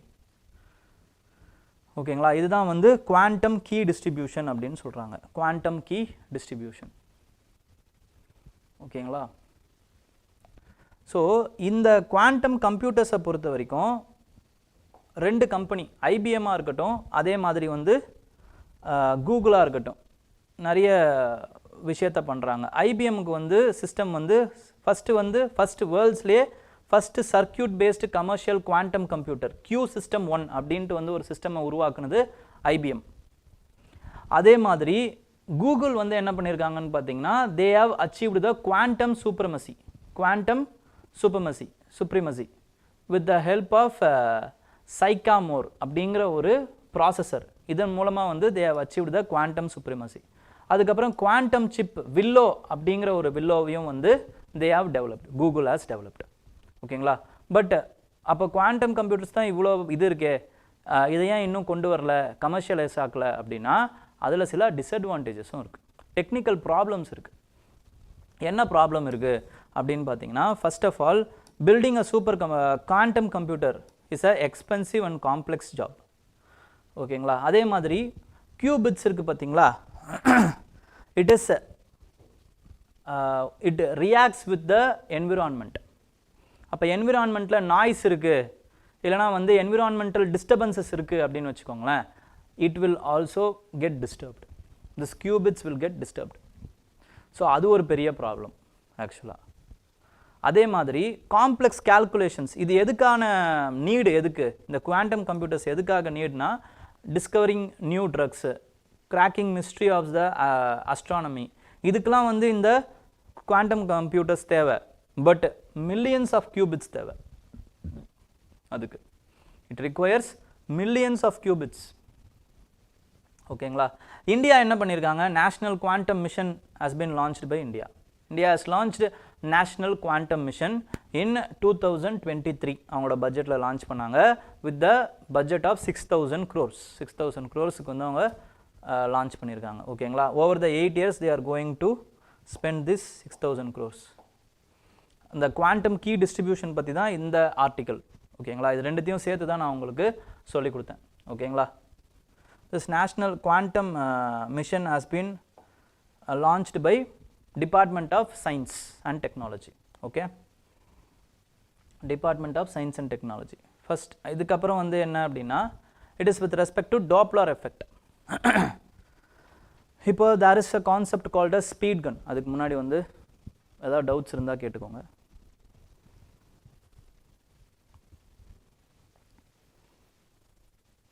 நிறைய டவுட்ஸ் இருக்கே.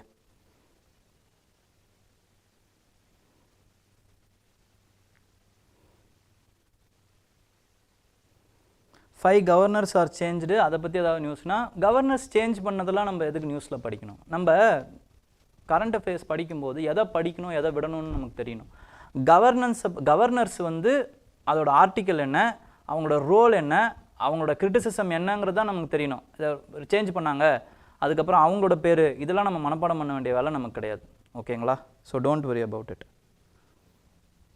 ஸ்ட்ராட்டஜிக் பார்ட்னர்ஷிப்னா என்னன்னு கேட்டிருக்கீங்க. ஸ்ட்ராட்டஜிக் பார்ட்னர்ஷிப்னா, இப்போ ஒரு காரியம் ஆகணுங்கிறதுக்காக ஒரு பார்ட்னர்ஷிப் பண்ணுறோம்ல, இவங்களால் இந்த நன்மை இருக்குது, அது மட்டும் இல்லாமல் இவங்க இம்பார்ட்டன்ட் நமக்கு ஃபார் நேஷ்னல் செக்யூரிட்டியாக இருக்கலாம், எனர்ஜி செக்யூரிட்டியாக இருக்கலாம், கல்ச்சுரல் வெல்பீயிங்காக இருக்கலாம்.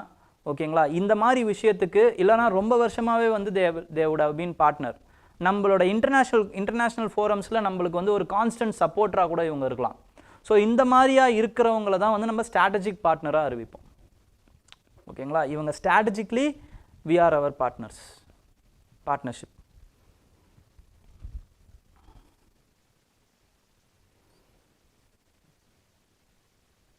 சார், நான் இப்போ தான் மேப் படிக்க ஸ்டார்ட் பண்ணுறேன், I don't know where I should start. ஒரு காண்டினெண்ட்டாக எடுத்து படிங்க, தட்ஸ் ஆல். ஒரு காண்டினெண்ட் எடுத்துக்கோங்க. இப்போ அமெரிக்கான்னு எடுத்துக்கோங்க, யூஎஸ் எடுத்துக்கிட்டிங்க அப்படின்னா அதோட ஃபஸ்ட்டு கேபிட்டல் என்னென்னு பாருங்கள், ஸ்டேட்ஸ் என்னென்ன இருக்குதுன்னு பாருங்கள், ஃபிசிக்கல். அதுக்கப்புறமா வந்து பொலிட்டிக்கலில் இதை பாருங்கள். ஃபிசிக்கலில் என்ன பார்க்கணும் அப்படின்னா, மவுண்டன்ஸ் பாருங்கள், ஹையஸ்ட் பீக் எங்கே இருக்குது, ரிவர்ஸ் எங்கே இருக்குது, அதுக்கப்புறமா வந்து லேக்ஸ்லாம் இருக்கும், அந்த 5 லேக்ஸ் இருக்கும் ஓகேங்களா, சுப்பீரியர் எரி, அதுக்கப்புறமா வந்து அந்த அந்த இதெல்லாம் இருக்குல்ல அதெல்லாம் பாருங்கள். ஸோ இந்த மாதிரி வந்து பிளேசஸை பாருங்கள், அவ்வளோதான், வேறு ஒன்றும் தேவையில்லை. ஓகே, ஒவ்வொரு காண்டினென்ட் வைஸ் எடுத்து பாருங்கள். ரீசெண்டாக கூட critical minerals were exploited in Africa by China and critical minerals and their percentage present in India data class discuss பண்ணோம். கேன் வி merge, ஆமாம் இது எல்லாத்தையுமே merge பண்ணி தான் படிக்கணும், எல்லாத்தையுமே merge பண்ணுங்கள், merge பண்ணி படிங்க. நான் தனித்தனியாக தான் பேச முடியும், எல்லாத்தையும் திருப்பி எடுத்துகிட்டு வர முடியாது. பட் உங்ககிட்ட அந்த டேட்டா இருக்கும், நீங்கள் படிக்கலாம் அதை. ஓகே,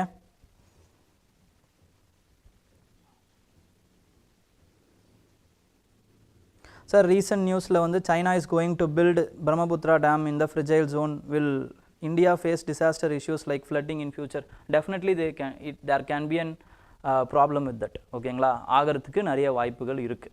ஓகேங்களா, அதெல்லாம் மறுக்க முடியாது. அதை பற்றி நெக்ஸ்ட் வீக்கில் நம்ம பேசுவோம். ஏன்னா அதை பற்றின டிஸ்கஷன்ஸ், அதுக்கப்புறம் அதை பற்றின எடிட்டோரியல்ஸ்லாம் வந்து அதுக்கு அடுத்த வீக் தான் வரும். ஓகேங்களா, அப்போ நம்ம அப்படி பேசினா ஒன்றும் இதுவாக இருக்கும். அப்படி இல்லைனா அந்த நியூஸ் வந்து ஒரு நியூஸ், அவ்வளோதான். சைனா இஸ் ஒன்லி கண்டெம்ப்ளேட்டிங், இன்னும் ஸ்டார்ட் பண்ணலன்னு அர்த்தம். ஸ்டார்ட் பண்ணும்போது திருப்பி அந்த டிஸ்கஷன்ஸ் வரும், அப்போ நம்ம பேசிக்கலாம். ஓகே,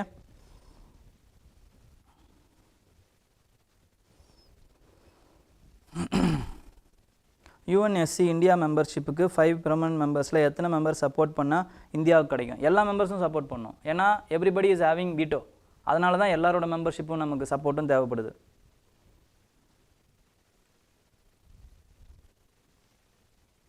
திரும்ப எடுக்க முடியுமா? இதெல்லாம் வந்து ஹைப்போதெட்டிக்கல் கொஸ்டின்ஸ், இப்படி கேட்க மாட்டாங்க. ஓகேங்களா, திரும்ப எடுக்கணும் அப்படிங்கிறது மட்டும்தான் நம்ம சொல்லணும். எடுக்க முடியுமானா முடியணும். ஓகேங்களா, பட் இப்போதைக்கு அது சாத்தியமா அப்படின்னா geopolitically it is not possible now, as of now it is not possible. அதுக்கான தேவையும் இப்போதைக்கு இல்லை.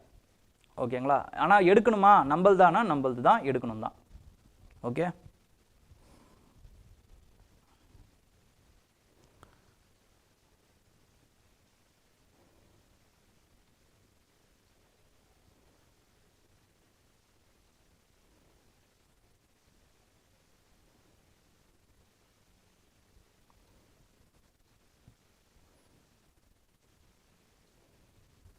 What is the difference between ballistic and cruise missile அப்படின்னு கேட்டிருக்காங்க.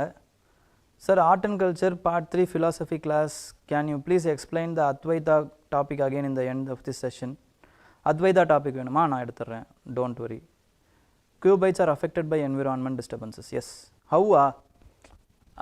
Because it reacts with subatomic particles இல்லைங்களா, அதனால் வந்து it will react with the environmental conditions.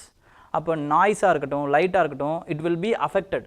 ஓகேங்களா, அதை நம்ம என்ன பண்ணணும்னா we should create an environment that it is not affected by those environmental changes. ஓகேங்களா, அதெல்லாம் தான் challenges with respect to quantum computers. So ballistic and cruise மிசைலை பற்றின டிஃப்ரென்சஸ் நம்ம பார்ப்போம். இப்போ க்ரூஸ் மிசைல் அப்படிங்கிறது என்னன்னு பார்த்தீங்கன்னா which can be maneuvered. Cruise missile can be maneuvered by us.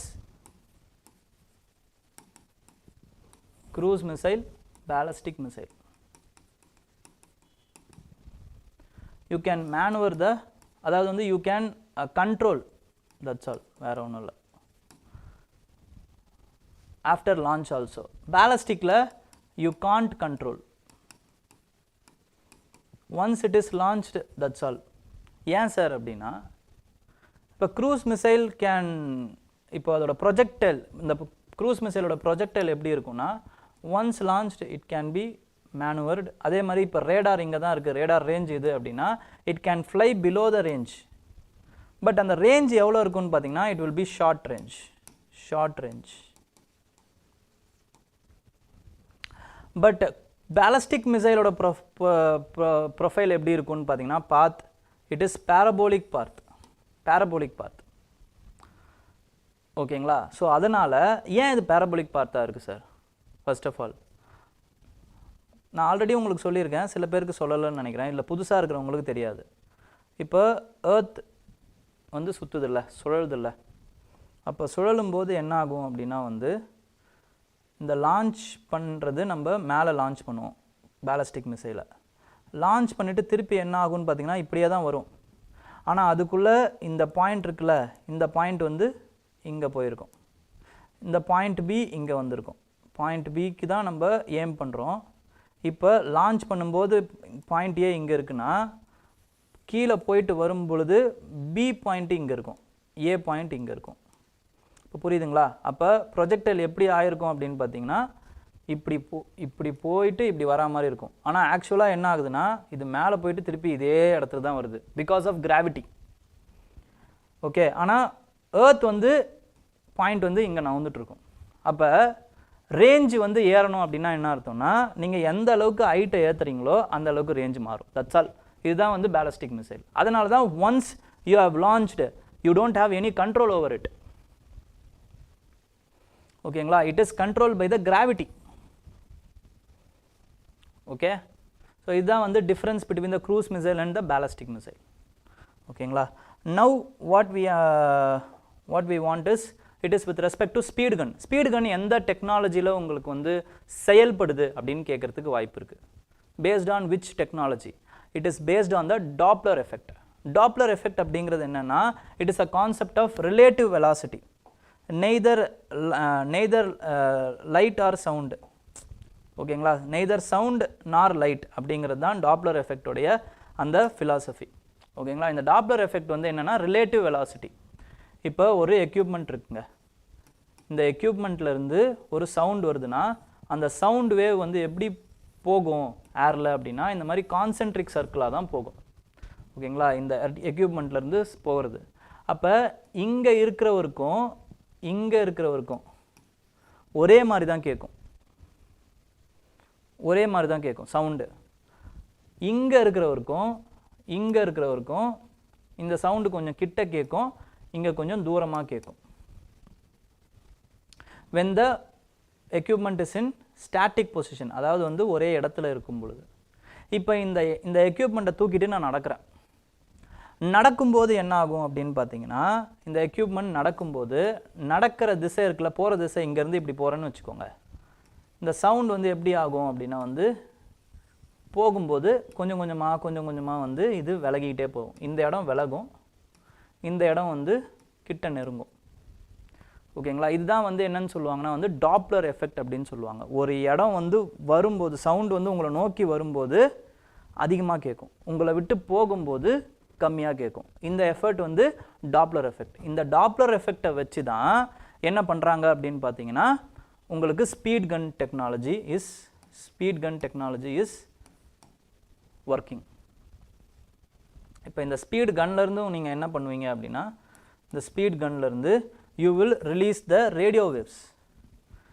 ஒரு குறிப்பிட்ட அமௌண்ட்டுக்கு ரேடியோ வேவ்ஸை ரிலீஸ் பண்ணுவீங்க. இந்த வேற ஒரு விஷயம் வருதுல்ல, வேற ஒரு, அதாவது இந்த பைக் வந்து இப்படி போயிட்டுருக்குன்னு வச்சுக்கோங்க. பைக் போகும்போது இந்த ரேடியோ வேவ்ஸ் இப்படி பைக்கை ஹிட்டாகி திருப்பி வந்து அந்த ரேடியோ வேவ்ஸோடு சேர்த்து அந்த ஸ்பீடோடு வந்து இன்னொரு ஸ்பீடு பைக்கோட ஸ்பீடும் சேர்ந்து அடிஷனோடு சேர்ந்து இந்த ஸ்பீட் கன்னில் வந்து படும். அதில் நீங்கள் ஆல்ரெடி வந்து வேவ்ஸை அனுப்பியிருக்கீங்கள, அது மைனஸ் இப்போ புது வேவ் என்னவோ அந்த மைனஸ் ஸ்பீடு தான் வந்து 60 கிலோமீட்டர்னு காட்டும். இவ்வளோ தான் ஸ்பீட் கன் பயன்படுத்துறது. ஆனால் இதில் என்ன ஒரு ப்ராப்ளம் அப்படின்னா இந்த ரேடியோ வேவ்ஸ் இருக்குல்ல, it is susceptible to the divergence. Diverge ஆகிறதுக்கு வாய்ப்பு இருக்குது. அப்போ டைவர்ஜ் ஆகும் பொழுது ஒரு இந்த இடத்துல ஒரே ஒரு எக்யூப்மெண்ட் இந்த வெஹிக்கிள் வந்தால் பரவாயில்ல, ஒரு 4-5 வெஹிக்கிள் வருதுன்னு வச்சுக்கோங்களேன், எல்லா வெஹிக்கிளோட ஸ்பீடும் பட்டு இங்கே ரிஃப்ளெக்ட் ஆகி தப்பாக கொடுக்கறதுக்கு வாய்ப்பு இருக்குது. அப்போ என்ன பண்ணுறாங்க அப்படின்னா வந்து this radio wave has been replaced by the lidar technology, laser light technology. அது ஒரு ப்ரெசிஷன் அமௌண்ட்டாக கொடுக்கும். ஆனால் லேசர் லைட்டில் என்ன பிரச்சனை, இட் இஸ் எக்ஸ்பென்சிவ். ஓகேங்களா? அப்போ ஸ்பீடு கன் எப்படி எந்த டெக்னாலஜியில் வந்து பயன்படுத்துகிறாங்கன்னு உங்களுக்கு தெரியணும். That is nothing but Doppler effect அப்படின்னு தெரிஞ்சால் போதும், வேறு ஒன்றும் தேவையில்லை. ஓகேங்களா? இவ்வளோ தான் கேட்பாங்க ஃபிலிம்ஸில், இப்படி தான் கேட்பாங்க. ஓகே, அப்ளிகேஷன் ஓரியன்ட் கொஸ்டின்ஸ் இதெல்லாம். நெக்ஸ்ட் வந்து ஸ்பேடெக்ஸில் வந்து பார்த்தீங்கன்னா நமக்கு ஆல்ரெடி வந்து பாரதிய அந்தரிக்ஷிக் ஸ்டேஷன் ஒரு ஸ்டேஷன் இருக்குங்க, கட்ட போகிறோம் நம்ம. ஓகேங்களா? ISS, அதாவது வந்து இன்டர்நேஷ்னல் ஸ்பேஸ் ஸ்டேஷன் மாதிரியே இந்தியாவுக்கு பிரத்யேகமாக வந்து we are going to construct a space station. அதுக்கு பேர் என்னது, பாரதிய அந்தரிக்ஷிக் ஸ்டேஷன். ஓகேங்களா? இப்போ இதுக்கு நம்ம என்ன பண்ணணும்னு பார்த்தீங்கன்னா we need to do some important work. அதாவது டாக்கிங் அண்ட் அன்டாக்கிங் டெக்னாலஜியை நம்ம டெமான்ஸ்ட்ரேட் பண்ணுறதுக்காக தான் இந்த ஸ்பேடெக்ஸ் மிஷனை வந்து நம்ம யூஸ் பண்ண போகிறோம். இந்த அந்தரிக்ஷிக் ஸ்டேஷனுக்கு வந்து நம்ம சில எக்யூப்மெண்ட்ஸையோ, ஏன்னா அங்கே வாழ்ந்துட்டு இருப்பாங்க, அஸ்ட்ரோநாட்ஸ் வந்து வாழ்ந்துட்டு இருப்பாங்க, வந்து போயிட்டு எக்ஸ்பெரிமெண்ட் கண்டக்ட் பண்ணிவிட்டு திருப்பி வரணும்.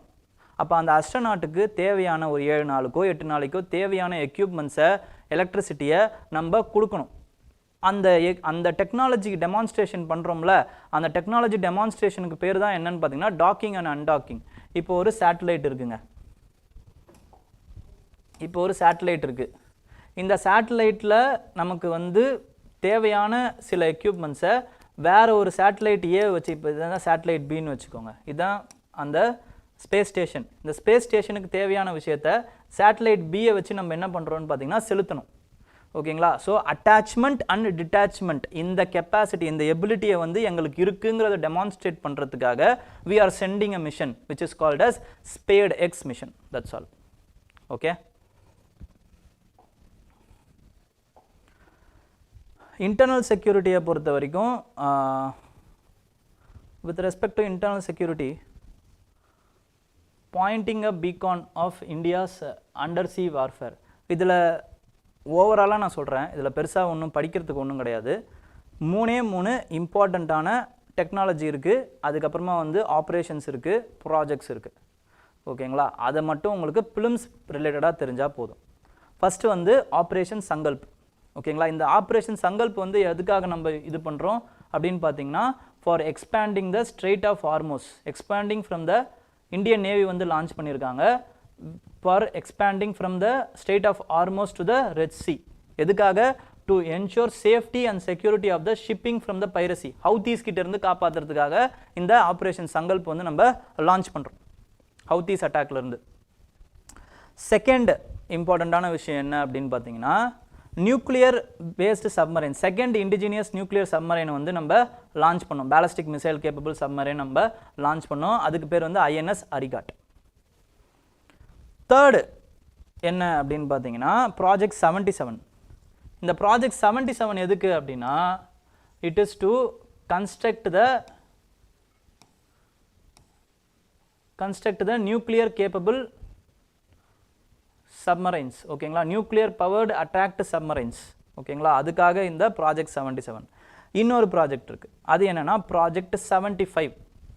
ஓகேங்களா? இந்த project 75 is collaboration with the France நம்ம பண்ணுறோம். இது வந்து நான் நியூக்ளியர் டீசல் இன்ஜின் சப்மரைன்ஸ் இது. ஓகேங்களா? இந்த டீசல் இன்ஜினில் இருக்கக்கூடிய ஒரு பெரிய ப்ராப்ளம் என்ன அப்படின்னா, ஒரு நாளைக்கு ஒரு வாட்டி வந்து ஆக்சிஜன், அட்மாஸ்பரிக் ஆக்சிஜனுக்கு எடுக்கிறதுக்காக மேலே வந்தாகணும், ஃபியூவலை வந்து நம்ம ரிப்ளனிஷ் பண்ணுறதுக்காக. அப்போ வரும்போது நம்மளுடைய அந்த இடம் வந்து தெரிஞ்சுக்கிறதுக்கு வாய்ப்பு இருக்குது, எதிரிகள் வந்து தெரிஞ்சுக்கிறதுக்கு வாய்ப்பு இருக்குது. அப்போ we have to be discreet அப்படின்னா ரொம்ப நாள் வந்து கீழேயே இருக்க வேண்டிய சூழ்நிலை, பட் நம்மளால் இருக்க முடியல. அப்போ அதுக்கு என்ன பண்ணுறாங்க அப்படின்னு பார்த்தீங்கன்னா, we are introducing a technology called as air independent propulsion technology under project 75-1. அது என்ன சார் ஏர் இண்டிபெண்ட் ப்ரொபல்ஷன் டெக்னாலஜி? இதுதான் ஃபிலிம்ஸில் கேட்குறதுக்கு வாய்ப்பு இருக்குது. இப்போ மேலே வரணும்ல, அப்படி மேலே வராமல் ஹைட்ரஜன் செல், ஃபியூவல் செல் இருக்குல்ல, அதை யூஸ் பண்ணி ஆக்சிஜனையும் ஹைட்ரஜனையும் வந்து நம்ம ஃபியூஸ் பண்ணி we are generating fuel inside the sea itself. ஓகேங்களா? இந்த டெக்னாலஜிக்கு பேர் தான் ஏர் இண்டிபெண்ட் ப்ரொபல்ஷன் டெக்னாலஜி. இதோட பை ப்ராடக்ட் என்னது? வெறும் வாட்டர் தான். ஸோ மரைன் பொல்யூஷனும் ஆகாது. நம்மளால் ரொம்ப நாள் கீழேயே இருக்க முடியும். 7 நாளைக்கு இதை வச்சு கீழே இருக்க முடியுமா? இது நான் நியூக்ளியர் பவர்டு சப்மரைன். இது நியூக்ளியர் பவர் சப்மரைனுக்கு இந்த பிரச்சனையே கிடையாது, எவ்வளோ நாள் வேணாலும் நம்ம இருந்துக்கலாம் கீழே. ஓகே, இது ஒரு விஷயம். ஸோ இந்த 3 விஷயம் தான் நமக்கு ரொம்ப இம்பார்ட்டண்ட்டாக தேவைப்படுது. ஓகேங்களா? இதுக்காக தான் இந்த article. Okay, next is with respect to Manipur militants use the Starlink. Starlink அப்படிங்கிறது என்னன்னு பார்த்தீங்கன்னா, it is a satellite based telecommunication technology. Satellite based telecommunication technology என்ன பண்ணுறாங்கன்னா, இப்போ டெலிகம்யூனிகேஷன் எப்படி நம்ம கொடுக்குறாங்க, கேபிள்ஸ் மூலமாக தான் கொடுக்குறாங்க. ஓகேங்களா, ஜியோ கேபிள்ஸ் தான் வச்சு அந்த டெக்னாலஜியை இது பண்ணிகிட்டு இருக்காங்க. ஸ்டார் லிங்க் என்ன பண்ணுறாங்க, எலான் மஸ்கோடைய Starlink, SpaceX limited Starlink அப்படிங்கிற சேட்டலைட்ஸ் வந்து லான்ச் பண்ணுறாங்க. 500க்கும் மேற்பட்ட சேட்டலைட். அந்த சேட்டலைட் என்ன பண்ணுன்னா லோ அர்த் ஆர்பிட்டில் போயிட்டு ஒரு கிரிட் மாதிரி ஃபார்ம் ஆகுது. ஸோ பூமி சுழலும் போது அதோடு சேர்ந்து சிங்க்ரனைஸ்டாக இந்த சேட்டலைட்ஸும் சுழலுது. ஓகேங்களா, அப்போ பூமியோடைய எந்த மூளைக்குமே இந்த சேட்டலைட்ஸை வச்சு டெலிகம்யூனிகேஷன் பண்ணிட முடியுங்கிறது தான் இந்த ஸ்டார்லிங்கோடைய ஒரு இம்பார்ட்டண்ட்டான யூஎஸ்பி. ஓகேங்களா, அப்போ ரிமோட் ஏரியாஸாக இருக்கட்டும், ஹை சீஸாக இருக்கட்டும், டிசாஸ்டர் ரிலேட்டடான, ஏன்னா டிசாஸ்டர் வரும்போது கேபிள்ஸ்லாம் டெஸ்ட்ராய் ஆகிருக்கும். அப்போ டிசாஸ்டர் ரிலேட்டடான எந்த ஒரு இடமா இருக்கட்டும், இல்லைனா வந்து மிலிட்டன்ஸ், இதுதான் ப்ராப்ளம். இங்கே மிலிட்டன்ஸும் இதை யூஸ் பண்ணக்கூடும். ஏன்னா வந்து மிலிட்டன்ஸுக்கு எந்த ஒரு இதுவும் இருக்கக்கூடாது, எந்த ஒரு நெட்டு கனெக்டிவிட்டியும் இருக்கக்கூடாது, டெலிகம்யூனிகேஷனும் இருக்கக்கூடாதுன்ட்டு அந்த இடத்துல வந்து இன்டர்நெட் கனெக்டிவிட்டியையும் டெலிகம்யூனிகேஷனையும் கட் பண்ணியிருப்பாங்க கவர்மெண்ட்ஸ். ஓகேங்களா, அவங்க என்ன பண்ணுறாங்க அப்படின்னு பார்த்தீங்கன்னா they are using the Starlink capacity. ஓகேங்களா, அப்போ ஸ்டார்லிங்க் வந்து இந்தியாவில் அனுமதி இருக்கா அப்படின்னா கிடையாது. According to act, telecommunication act and telegraph act, Indian wireless act and telegraph act, Section 6 and 20 bans the use of Thuraya and Iridium satellite phones.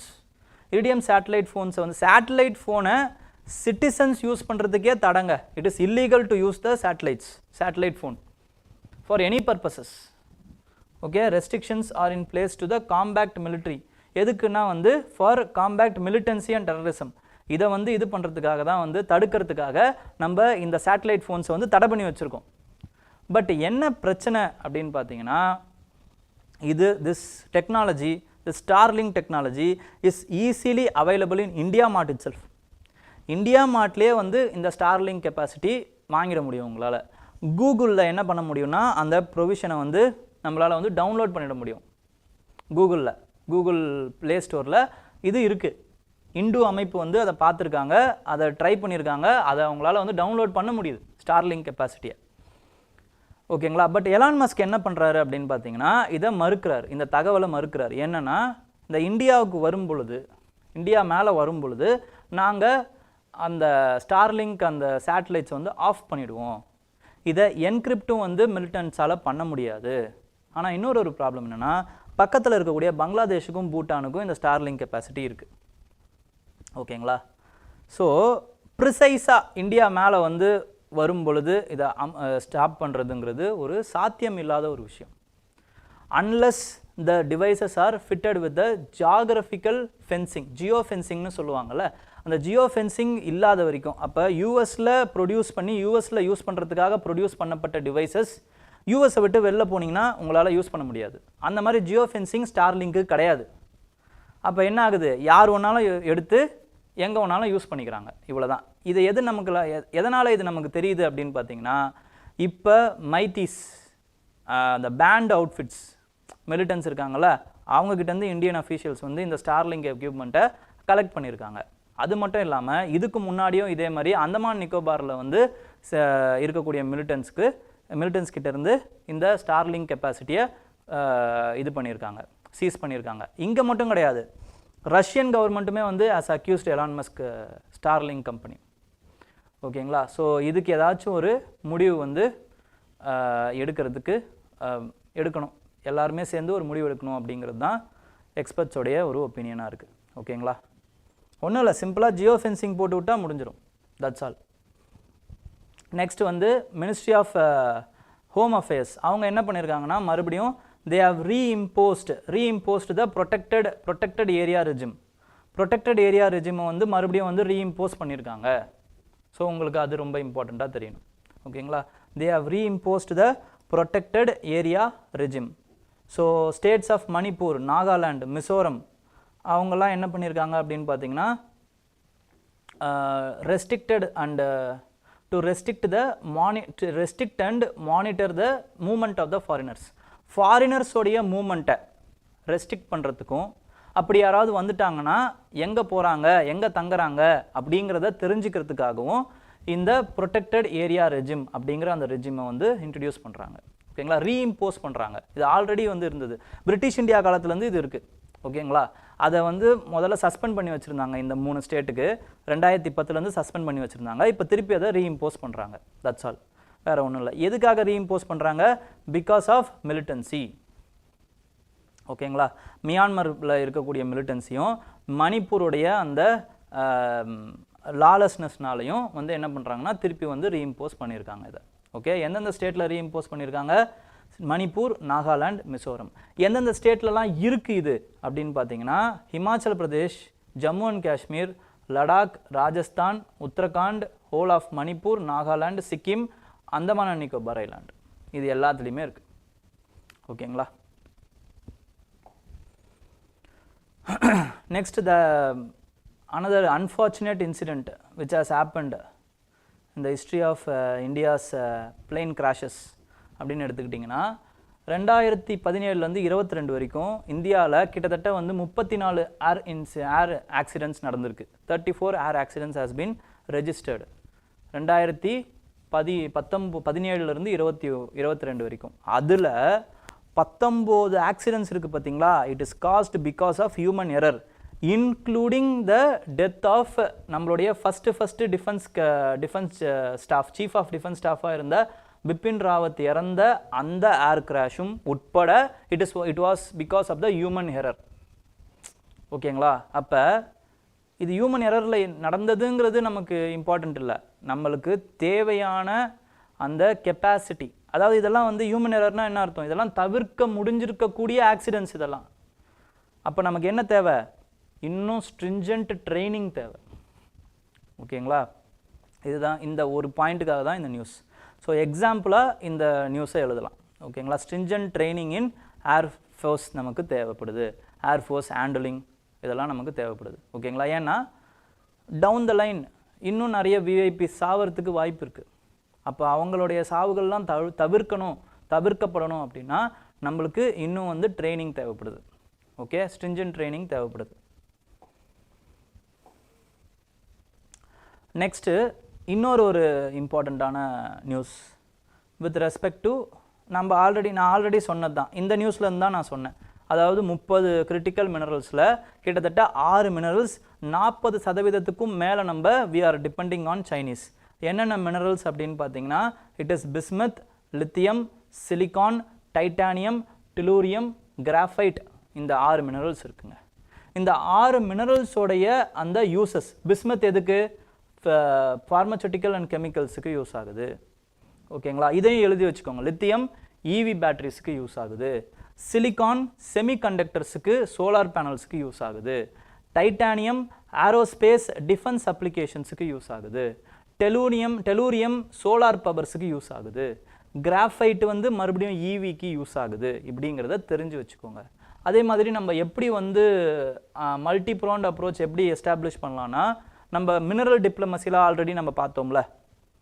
Mineral டிப்ளமசியில் என்னென்னலாம் சொல்லியிருக்காங்களோ அதே பாயிண்ட் தான். கபில், அதுக்கப்புறமா வந்து mineral security partnership, critical raw material club, இதெல்லாம் நம்ம diversify பண்ணுறதுக்கு use ஆகும். இது மட்டும் இல்லாமல் internally investing in the research through the institutions like geological survey of India, அதுக்கப்புறம் சிஎஸ்ஐஆர் ரிசர்ச்சு, இதில் நம்ம இன்வெஸ்ட் பண்ணலாம். அதுக்கப்புறம் ஆல்ரெடி எக்ஸிஸ்டிங் மினரல்ஸ் இருக்குல்ல, அதை ரீசைக்கிள் பண்ணுறதுக்கும் நம்ம யூஸ் பண்ணிக்கலாம். சர்க்குலர் எக்கானமியை வந்து நம்ம ப்ரொமோட் பண்ணணும், ரீசைக்ளிங் ஆஃப் த மினரல்ஸ். அது வந்து it will give more sustained and long term commitment to us. ஓகேங்களா, இதை தான் இந்த நியூஸில் சொல்கிறாங்க. Okay, next is with respect to ratification of WTO. Ratification of WTOனா என்ன சார்? ஸோ இதோட மிகப்பெரிய ப்ராப்ளமே என்ன? கேட் அண்ட் WTO இது எதனால் உருவாகுது அதை முதல்ல நம்ம பார்ப்போம். அப்போ தான் உங்களுக்கு இது புரியும். So first of all there is a concept called as trade protectionism. Trade protectionism.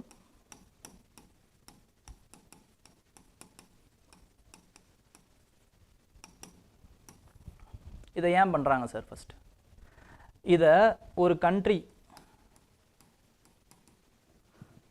A is doing is involving in trade protectionism because they want to protect their indigenous companies. Indigenous companies. Increase the livelihood or increase the what to say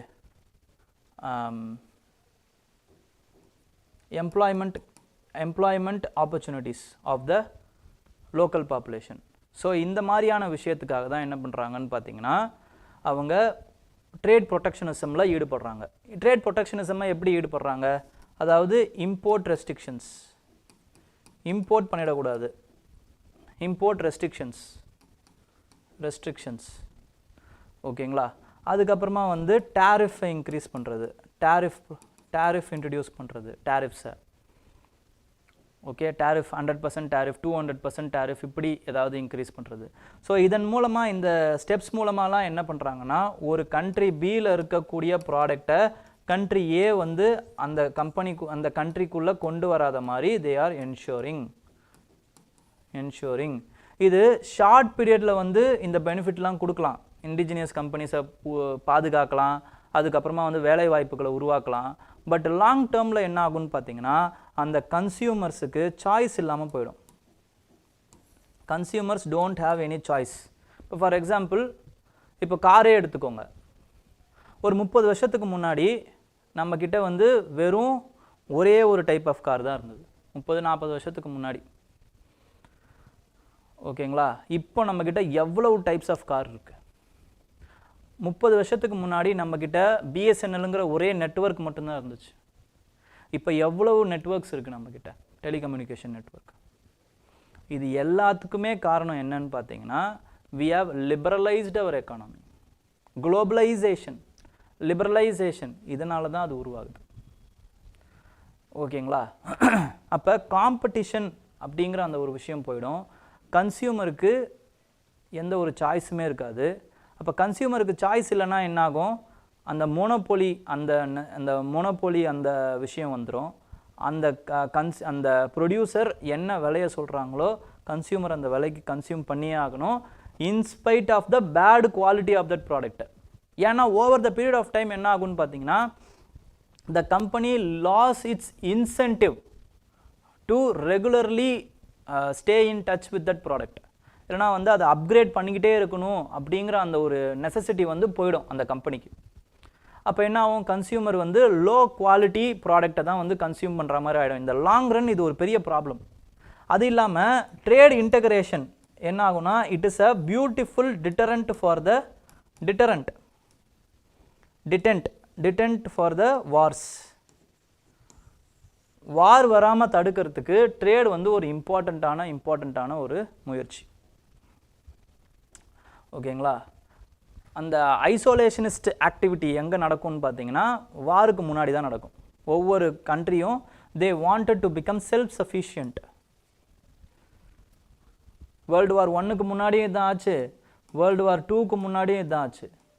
அப்போ 2 முடிஞ்சதுக்கப்புறமா என்ன பண்ணுறாங்கன்னா உலக நாடுகள்லாம் ஒன்று சேர்ந்து இதே மாதிரி இருக்கக்கூடாது, அப்போ we need to interlink the countries எல்லா கண்ட்ரியும் நம்ம என்ன பண்ணணும்னா we need to interlink them. How we can interlink? Through a global organization. அப்படி தான் கேட் வருது. கேட்னா என்ன அர்த்தம்? General agreement on trade and tariffs. General agreement on trade and tariff இது என்ன பண்ணும்? It will ensure the trade of goods among the countries. That's all. But இதில் ஒரு ப்ராப்ளம் என்னென்னா இப்போ இதை மீறுறாங்க அப்படின்னா அவங்கள கேள்வி கேட்க முடியாது. அதே மாதிரி ஏதாவது அக்ரிமெண்ட் போட்டாலுமே it is between the country A and country B. இந்த கண்ட்ரி ஏ கண்ட்ரி பியோட அக்ரிமெண்ட் ஒழுங்காக நடக்குதான்னு பார்க்குறது மட்டும்தான் இந்த கேட்டோட வேலையாக இருந்துச்சு. ஸோ இது வந்து இட் இஸ் டிப்ளமசி பேஸ்டு ஆர்கனைசேஷனாக இருந்துச்சு. ஸோ இந்த கேட்டோட இன்எஃபிஷியன்சியை பொறுத்து தான் என்ன ஆகுதுன்னு பார்த்தீங்கன்னா 15 ரவுண்ட் ஆஃப் டாக்ஸ் நடந்து லாஸ்ட்டாக வந்து 1995ல் உருகுவே ரவுண்ட் ஆஃப் டாக்ஸ் நடக்குது. இந்த உருகுவே ரவுண்ட் ஆஃப் டாக்ஸில் 1995ல் உருவான ஆர்கனைசேஷன் தான் WTO.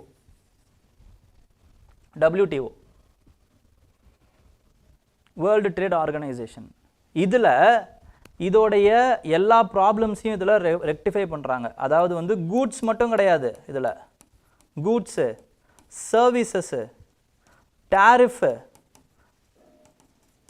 டேரிஃபு, அதுக்கப்புறமா வந்து சானிட்ரி அண்ட் பைட்டோ சானிட்ரி அந்த விஷயங்கள், ஓகேங்களா. அதுக்கப்புறமா வந்து இன்டெலெக்சுவல் ப்ராப்பர்ட்டி, இப்படின்னு எல்லாத்தையுமே சேர்க்குறாங்க. இதோட சேர்த்து என்ன பண்ணுறாங்கன்னு பார்த்தீங்கன்னா, இப்போ ஏதாவது டிஸ்பியூட் வருது அப்படின்னா டிஸ்பியூட் ரெசல்யூஷன் மெக்கானிசம்ஸையும் சேர்க்குறாங்க. 2 tier டிஸ்பியூட் ரெசல்யூஷன் மெக்கானிசம். இப்போ இதை தான் வந்து சிஸ்டமேட்டிக்கலாக it has been destroyed by US. WTOவுடைய அந்த டிஸ்பியூட் ரெசல்யூஷன் மெக்கானிசம் இருக்குது பார்த்தீங்களா. இப்போ டிஸ்பியூட் ஏதாவது ஆகுது அப்படின்னா ஒரு கண்ட்ரி வந்து இன்னொரு கண்ட்ரி மேலே அதிருப்தி இருக்குது அப்படின்னா அந்த டிஸ்பியூட் ரெசல்யூஷன் மெக்கானிசமில் போய் அவங்க இது பண்ணலாம்.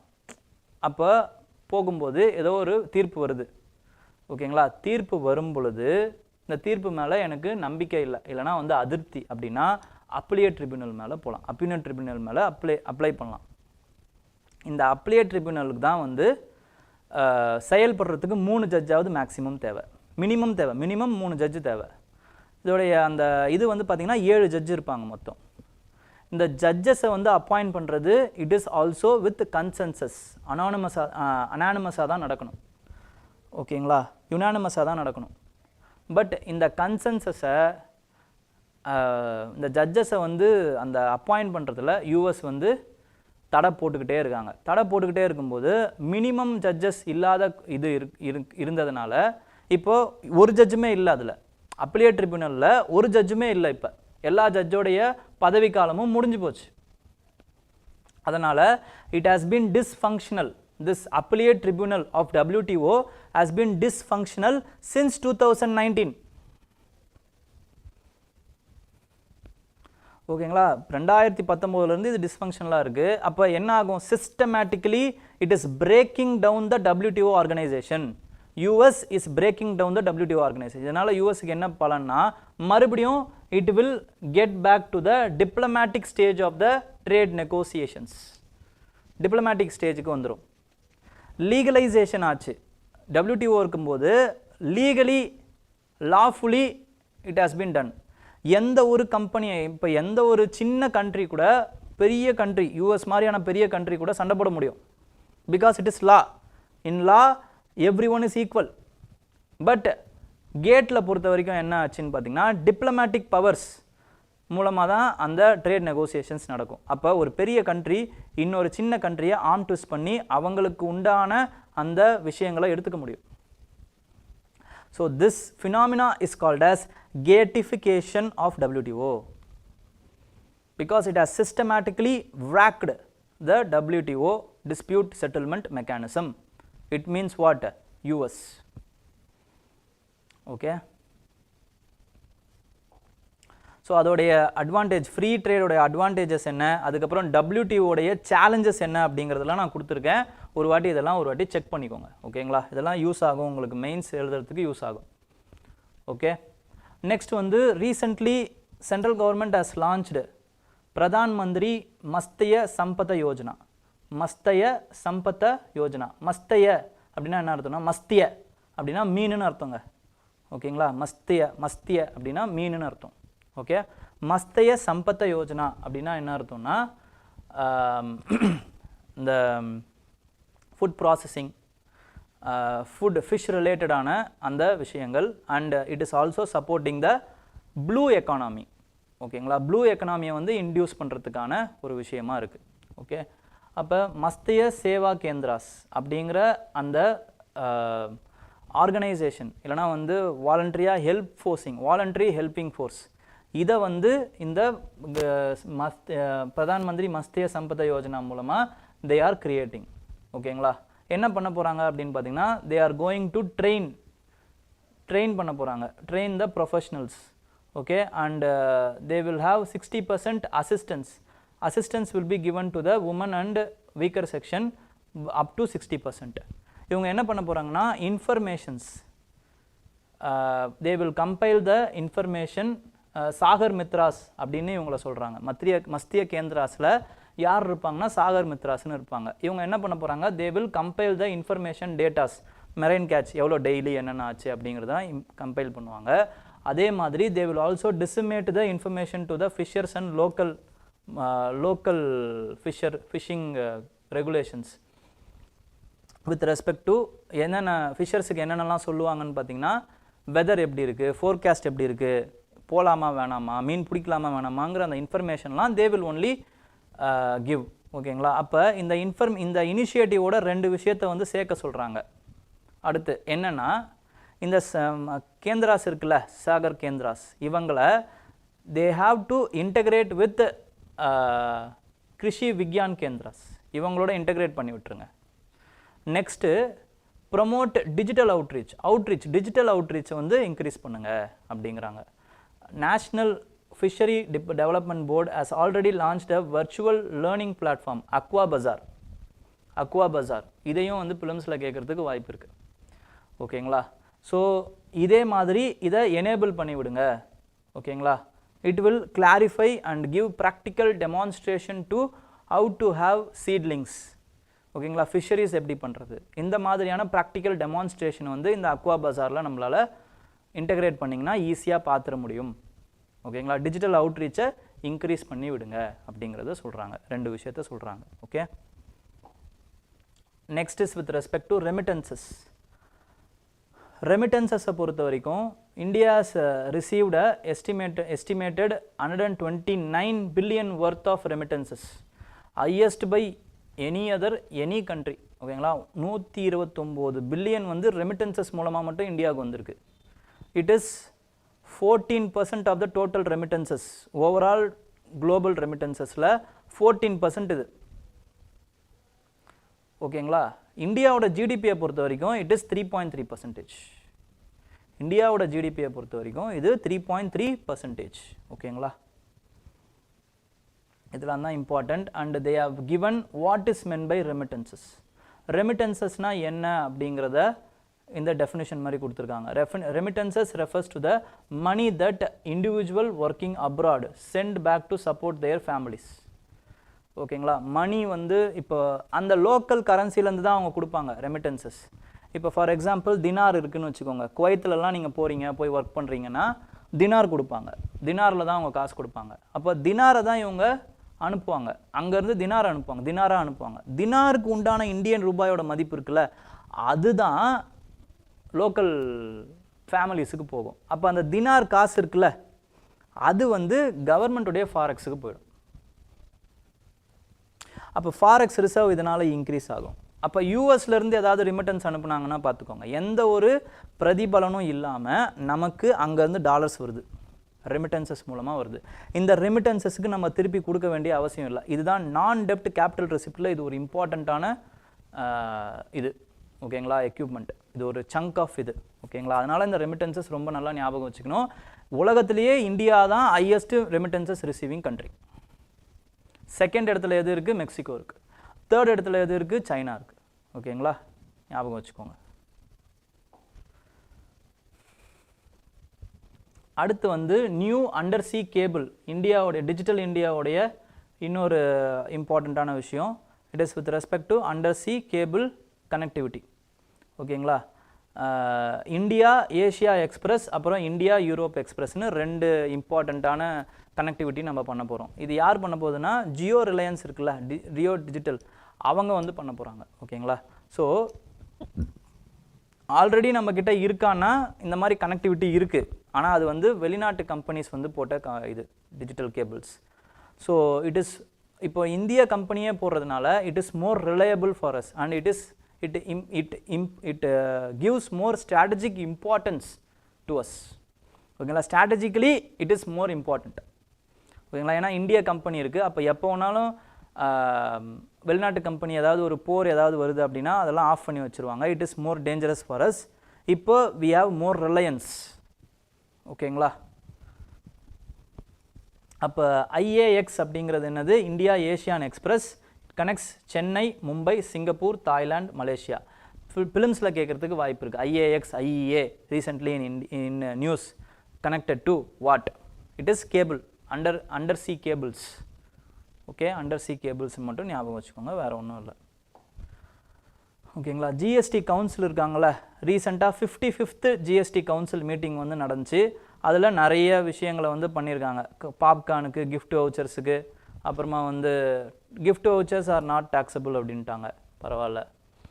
பட் பாப்கார்னுக்கு வந்து 3 டைப் ஆஃப் ஸ்லாப் போட்டிருக்காங்க. அதுக்கு தான் இதை கிரிட்டிசைஸ் பண்ணியிருக்காங்க. It is not good, neither good நார் சிம்பிள். இதை வந்து கூட்ஸ் அண்ட் சர்வீசஸ் டேக்ஸ்ன்னு சொல்லாமல் குட் அண்ட் சிம்பிள் டேக்ஸ்ன்னு தான் வந்து கவர்மெண்ட் வந்து இன்ட்ரடியூஸ் பண்ணுச்சு. பட் இது நெய்தர் குட் நார் சிம்பிள்ங்கிறாங்க. ஏன்னா ஒரு பாப்கார்னுக்கே இவ்வளோ டிஃப்ரெண்ட்டான டேக்ஸ் ஸ்லாப் வச்சா என்ன பண்ணுறது? ஓகேங்களா, கன்ஃபியூஸ் தானே ஆகும். அதை பற்றி சொல்கிறாங்க. ஓகே, பட் இது நமக்கு இம்பார்ட்டன்ட் இல்லை பெருசாக. நமக்கு என்னென்னா ஸ்டாட்டிக் போர்ஷன் தான் ரொம்ப ரொம்ப இம்பார்ட்டன்ட். ஜிஎஸ்டி கவுன்சில் எந்த ஆர்டிக்கலால் வந்து உருவாக்கப்பட்டது? Article 279A it was introduced. இதுதான் ஜிஎஸ்டி கவுன்சில் வந்து உருவாகுது. ஜிஎஸ்டி கவுன்சிலை உருவாக்கக்கூடிய ஆர்டிக்கல் 279A. ஓகேங்களா. It is chaired by finance minister. Finance minister, union finance minister is a chair of GST council.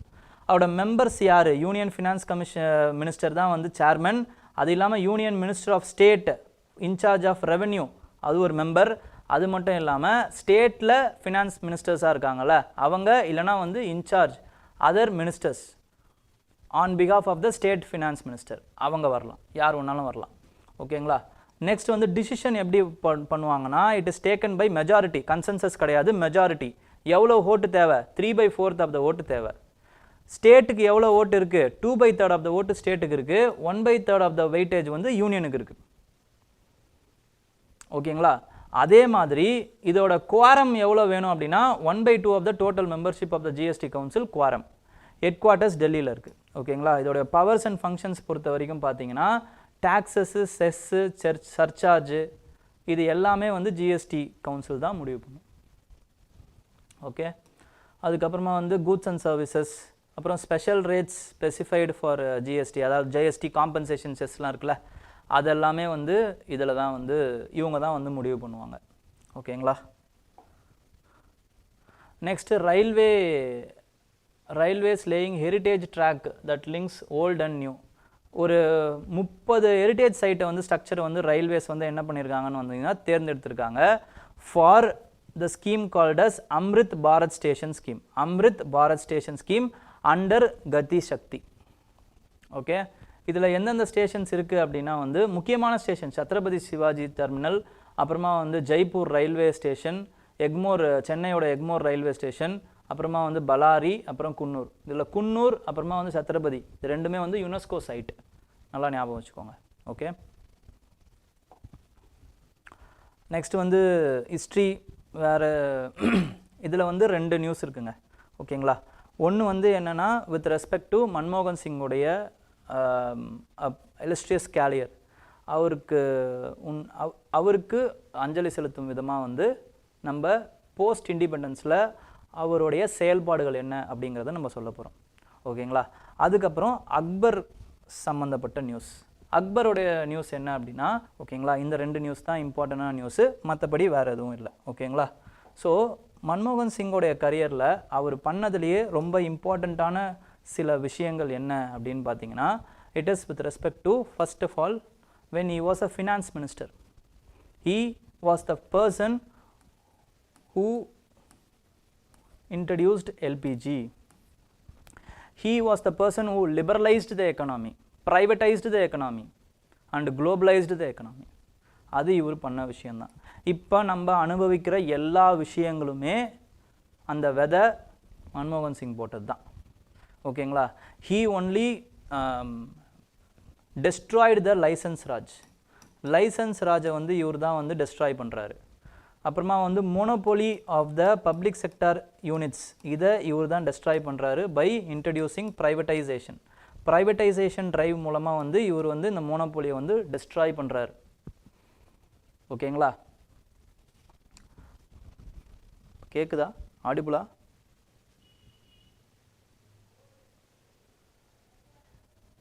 Okay. am I audible? ஒரு வாட்டி கேட்டுக்கிறேன்.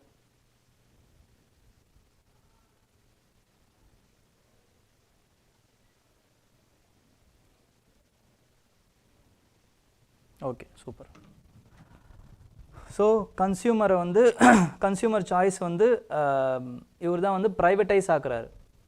ஓகேங்களா, ப்ரைவேட்டைஸ் ஆக்குறாரு இவர் தான் ஃபர்ஸ்ட் ஆஃப் ஆல். செகண்டு, அதுக்கப்புறமா வந்து எந்த இப்போது உடனே கிடைக்குது. இப்போ ஒரு டிவி அங்கே இன்ட்ரடியூஸ் பண்ணுறாங்க, இல்லைனா வந்து மொபைல் ஃபோன் அங்கே இன்ட்ரடியூஸ் பண்ணுறாங்க, ஆப்பிள் ஐஃபோன் இன்ட்ரடியூஸ் பண்ணுறாங்க, உடனே இந்தியாவோட சந்தைக்கு மார்க்கெட்டில் கிடைக்குது அப்படின்னா பிகாஸ் ஆஃப் குளோபலைசேஷன். இந்த டிசிஷன், இவர் எடுத்த டிசிஷன் தான் என்ன பண்ணுச்சுன்னா இந்தியாவை 1991 எக்கனாமிக் க்ரைசிஸ்லேருந்து வெளியே கொண்டு வந்துச்சு. இந்த எக்கனாமிக் க்ரைசிஸ் ஏன் சார் வந்தது? It is because of Gulf War. ஓகேங்களா, அதுக்கப்புறம் நம்மளுடைய இன்டர்னல் எக்கனாமிக் பாலிசிஸ் லைக் சோஷியலிசமை நம்ம ஃபாலோ பண்ணோம். அதுக்கப்புறமா வந்து வித் ரெஸ்பெக்ட் டு நம்மளுடைய ஃபிக்ஸ்டு எக்ஸ்சேஞ்ச் ரேட்டு, ஓகேங்களா, அதுக்கப்புறமா வந்து இம்போர்ட் பாலிசிஸ், ட்ரேட் ரெஸ்ட்ரிக்ஷன்ஸ், அதுக்கப்புறம் restrictions which we have kept on the private institutions, private industries, இதெல்லாமே வந்து இருந்ததால தான் என்ன ஆச்சுன்னு பார்த்தீங்கன்னா நம்மளால் வந்து க்ரோத்தை வந்து சரியாக அச்சீவ் பண்ண முடியல. நம்மளுடைய பொட்டன்ஷியலுக்கு நம்மளால் க்ரோத் அச்சீவ் பண்ண முடியல. இதை கரெக்டாக வந்து பார்த்தது யாருன்னு பார்த்தீங்கன்னா டாக்டர் மன்மோகன் சிங். அதை பார்த்து அவர் எல்பிஜி ரிஃபார்ம்ஸை இன்ட்ரடியூஸ் பண்ணுறாரு with the instructions of IMF, and the rest is history. Okay, India has opened its enormous energy, ஓகேங்களா, enormous energy of growth. Now we have கிட்டத்தட்ட வந்து அந்த டைமில் வந்து 97 மில்லியன் தான் இருந்துதான் ஃபாரெக்ஸ் ரிசர்வ் நம்மக்கிட்ட. இப்போ we have கிட்டத்தட்ட வந்து 82 பில்லியன் ஃபாரெக்ஸ் ரிசர்வ். ஓகேங்களா, 82 இல்லை, sorry, 600 billions of forex reserve. 600 billion நம்மக்கிட்ட இருக்குது. Okay, and second important thing which மன்மோகன் Singh has done is second, இது வந்து டியூரிங் த ஃபினான்ஸ் மினிஸ்டர். இது வந்து என்னென்னு பார்த்தீங்கன்னா 123 அக்ரிமெண்ட் வித் த யூஎஸ் கிட்ட வந்து நம்ம என்ன பண்ணுறோம் அப்படின்னு பார்த்தீங்கன்னா 123 agreement which is nothing but nuclear deal வந்து நம்ம போடுறோம். Where India has secured a civilian grade uranium from US. ஓகேங்களா, because of this it has successfully bypassed the NTP agreement. NTP agreementக்குள்ளே நம்ம வந்து இல்லாமையே நம்ம என்ன பண்ணிட்டோம்னு பார்த்தீங்கன்னா we have secured the uranium reserves for our energy. ஏன்? because and this automatically conveyed the world nations. என்ன கன்வே பண்ணுது அப்படின்னு பார்த்தீங்கன்னா India is a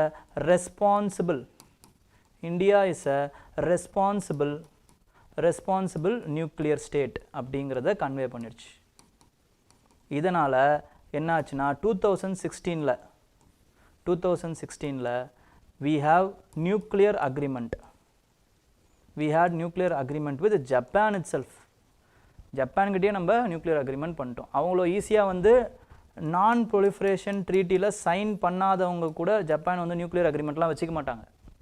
but because of this 123 nuclear agreement only it became possible. Third இம்பார்ட்டண்ட்டான விஷயம் என்ன அப்படின்னு பார்த்தீங்கன்னா டியூரிங் இஸ் பீரியட் ஒன்லி குவாடுக்கு உண்டான அந்த foundations have been put during is period. அதே மாதிரி பிரிக்ஸுக்கு உண்டான foundation was also during is period only. இது எல்லாமே அவரோட பீரியடில் தான். So this was a beautiful so this 10 minutes will be a beautiful tribute to the honorable decreased ex-Prime Minister Dr. Manmohan Singh. Okay. Next is with respect to Akbar. அக்பரோடைய ஒரு இம்பார்ட்டண்ட்டான விஷயம் என்ன அப்படின்னு பார்த்தீங்கன்னா he is a secular person actually which every leader should learn from him. He is a secular person.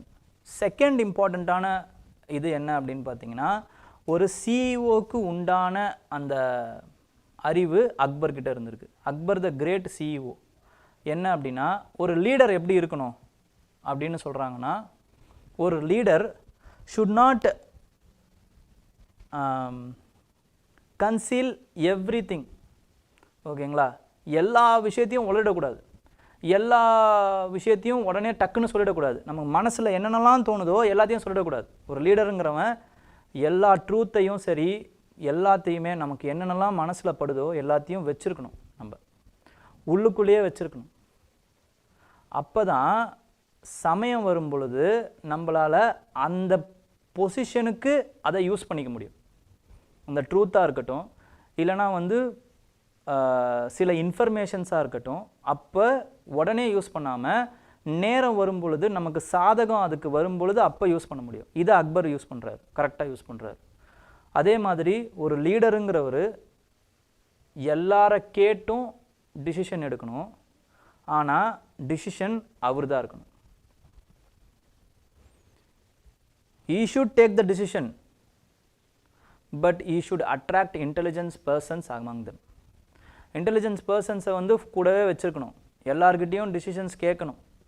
But decision வரும் பொழுது அவர் தான் எடுக்கணும். Because responsibility will be on him only. He should take the responsibility and accountability.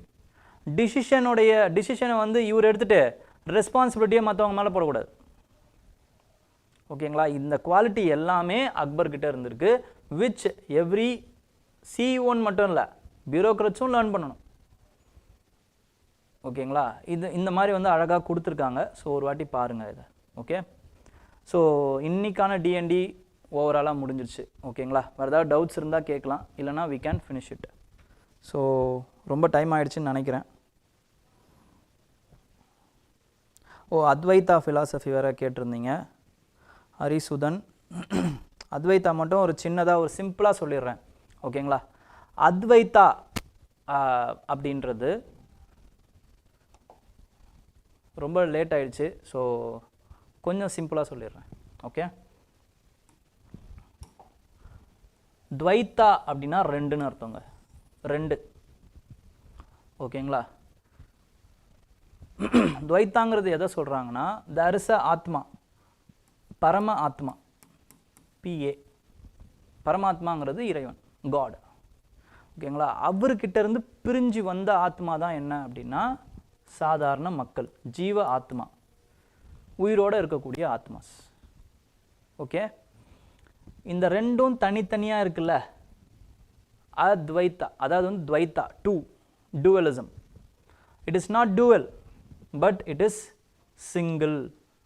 It is single. It is one. அதுதான் அத்வைத்தா அப்படிங்கிறாங்க. அதாவது one, மோனோயிசம் அப்படின்னு அர்த்தம். கடவுளும் நீயும் ஒன்று தான், அதுதான் அகம் பிரம்மாஸ்மி அப்படிங்கிறதும் சொல்கிறது. நான் கடவுள் அப்படிங்கிறதும் இந்த வேதாந்தா ஃபிலாசபி தான். என்னது? அகம் பிரம்மாஸ்மி, அத்வைத்தா, நானும் கடவுளும் ஒன்று தான். இதை யார் சொல்கிறது? வேதாந்திஸ்ட் லைக் சங்கரா, அப்புறமா வந்து ராமானுஜா, எல்லாருமே அதை தான் சொல்கிறாங்க, அத்வைத்தா தான். ஆனால் சங்கரா சொல்கிற அந்த விதம் வேறு.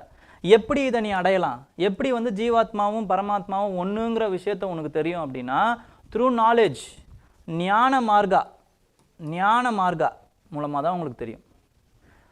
இதே வந்து ராமானுஜா என்ன சொல்கிறாருன்னு பார்த்தீங்கன்னா, ஞானம்லாம் உங்களுக்கு தேவையில்லை, கடவுளும் நீயும் ஒன்றுன்றதுக்கு பக்தி இருந்தால் போதும், பக்தி மார்கா. இதுக்கு பேர் தான் வசிஷ்ட அத்வைத்தா, இல்லைனா வந்து குவாலிஃபைடு மோனோயிசம் அப்படின்னு சொல்லுவாங்க. இது மோனோயிசம், இது குவாலிஃபைடு மோனோயிசம், பக்தி மார்கா. ஓகே, பக்தி மார்காங்கிறத ஞாபகம் வச்சுக்கோங்க, வேறு ஒன்றும் இல்லை. இறைவனும் நீயும் ஒன்று, அதுதான் அத்வைத்தா. Okay, monistic philosophy. ஓகேங்களா? தேங்க்யூ. வேறு எதுவும் இல்லைன்னு நினைக்கிறேன்.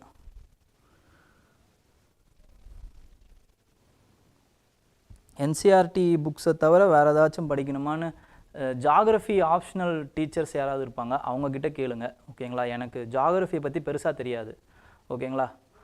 சவீந்திரா சிங் படிப்பாங்க, அதுக்கப்புறமா வந்து மஜூத் ஹுசைனுடைய அந்த புக்கெல்லாம் படிப்பாங்க. ஸோ நிறைய புக்ஸை சொல்லி உங்களை இப்போ என்ன ட்ரெண்டுன்னு கூட எனக்கு தெரியல. ஓகேங்களா? ஜாகிரஃபி புக்ஸை பற்றி நமக்கு தெரியாது. ஓகே, ஜாகிரஃபி ஆப்ஷனல் யாராவது இருப்பாங்கள்ல, அவங்கக்கிட்ட கேளுங்க, அவங்க சொல்லுவாங்க. So don't get intimidated or misguided. ஓகேங்களா? அதை மட்டும் நல்லா ஞாபகம் வச்சுக்கோங்க. ஓகே, பேசிக்ஸ் என்சிஆர்டி அவசியம், மற்றபடி என்னென்ன அவசியங்கிறது நமக்கு தெரியல. Okay, thank you, all the best, ஜாலியாக இருங்க. ஓகே.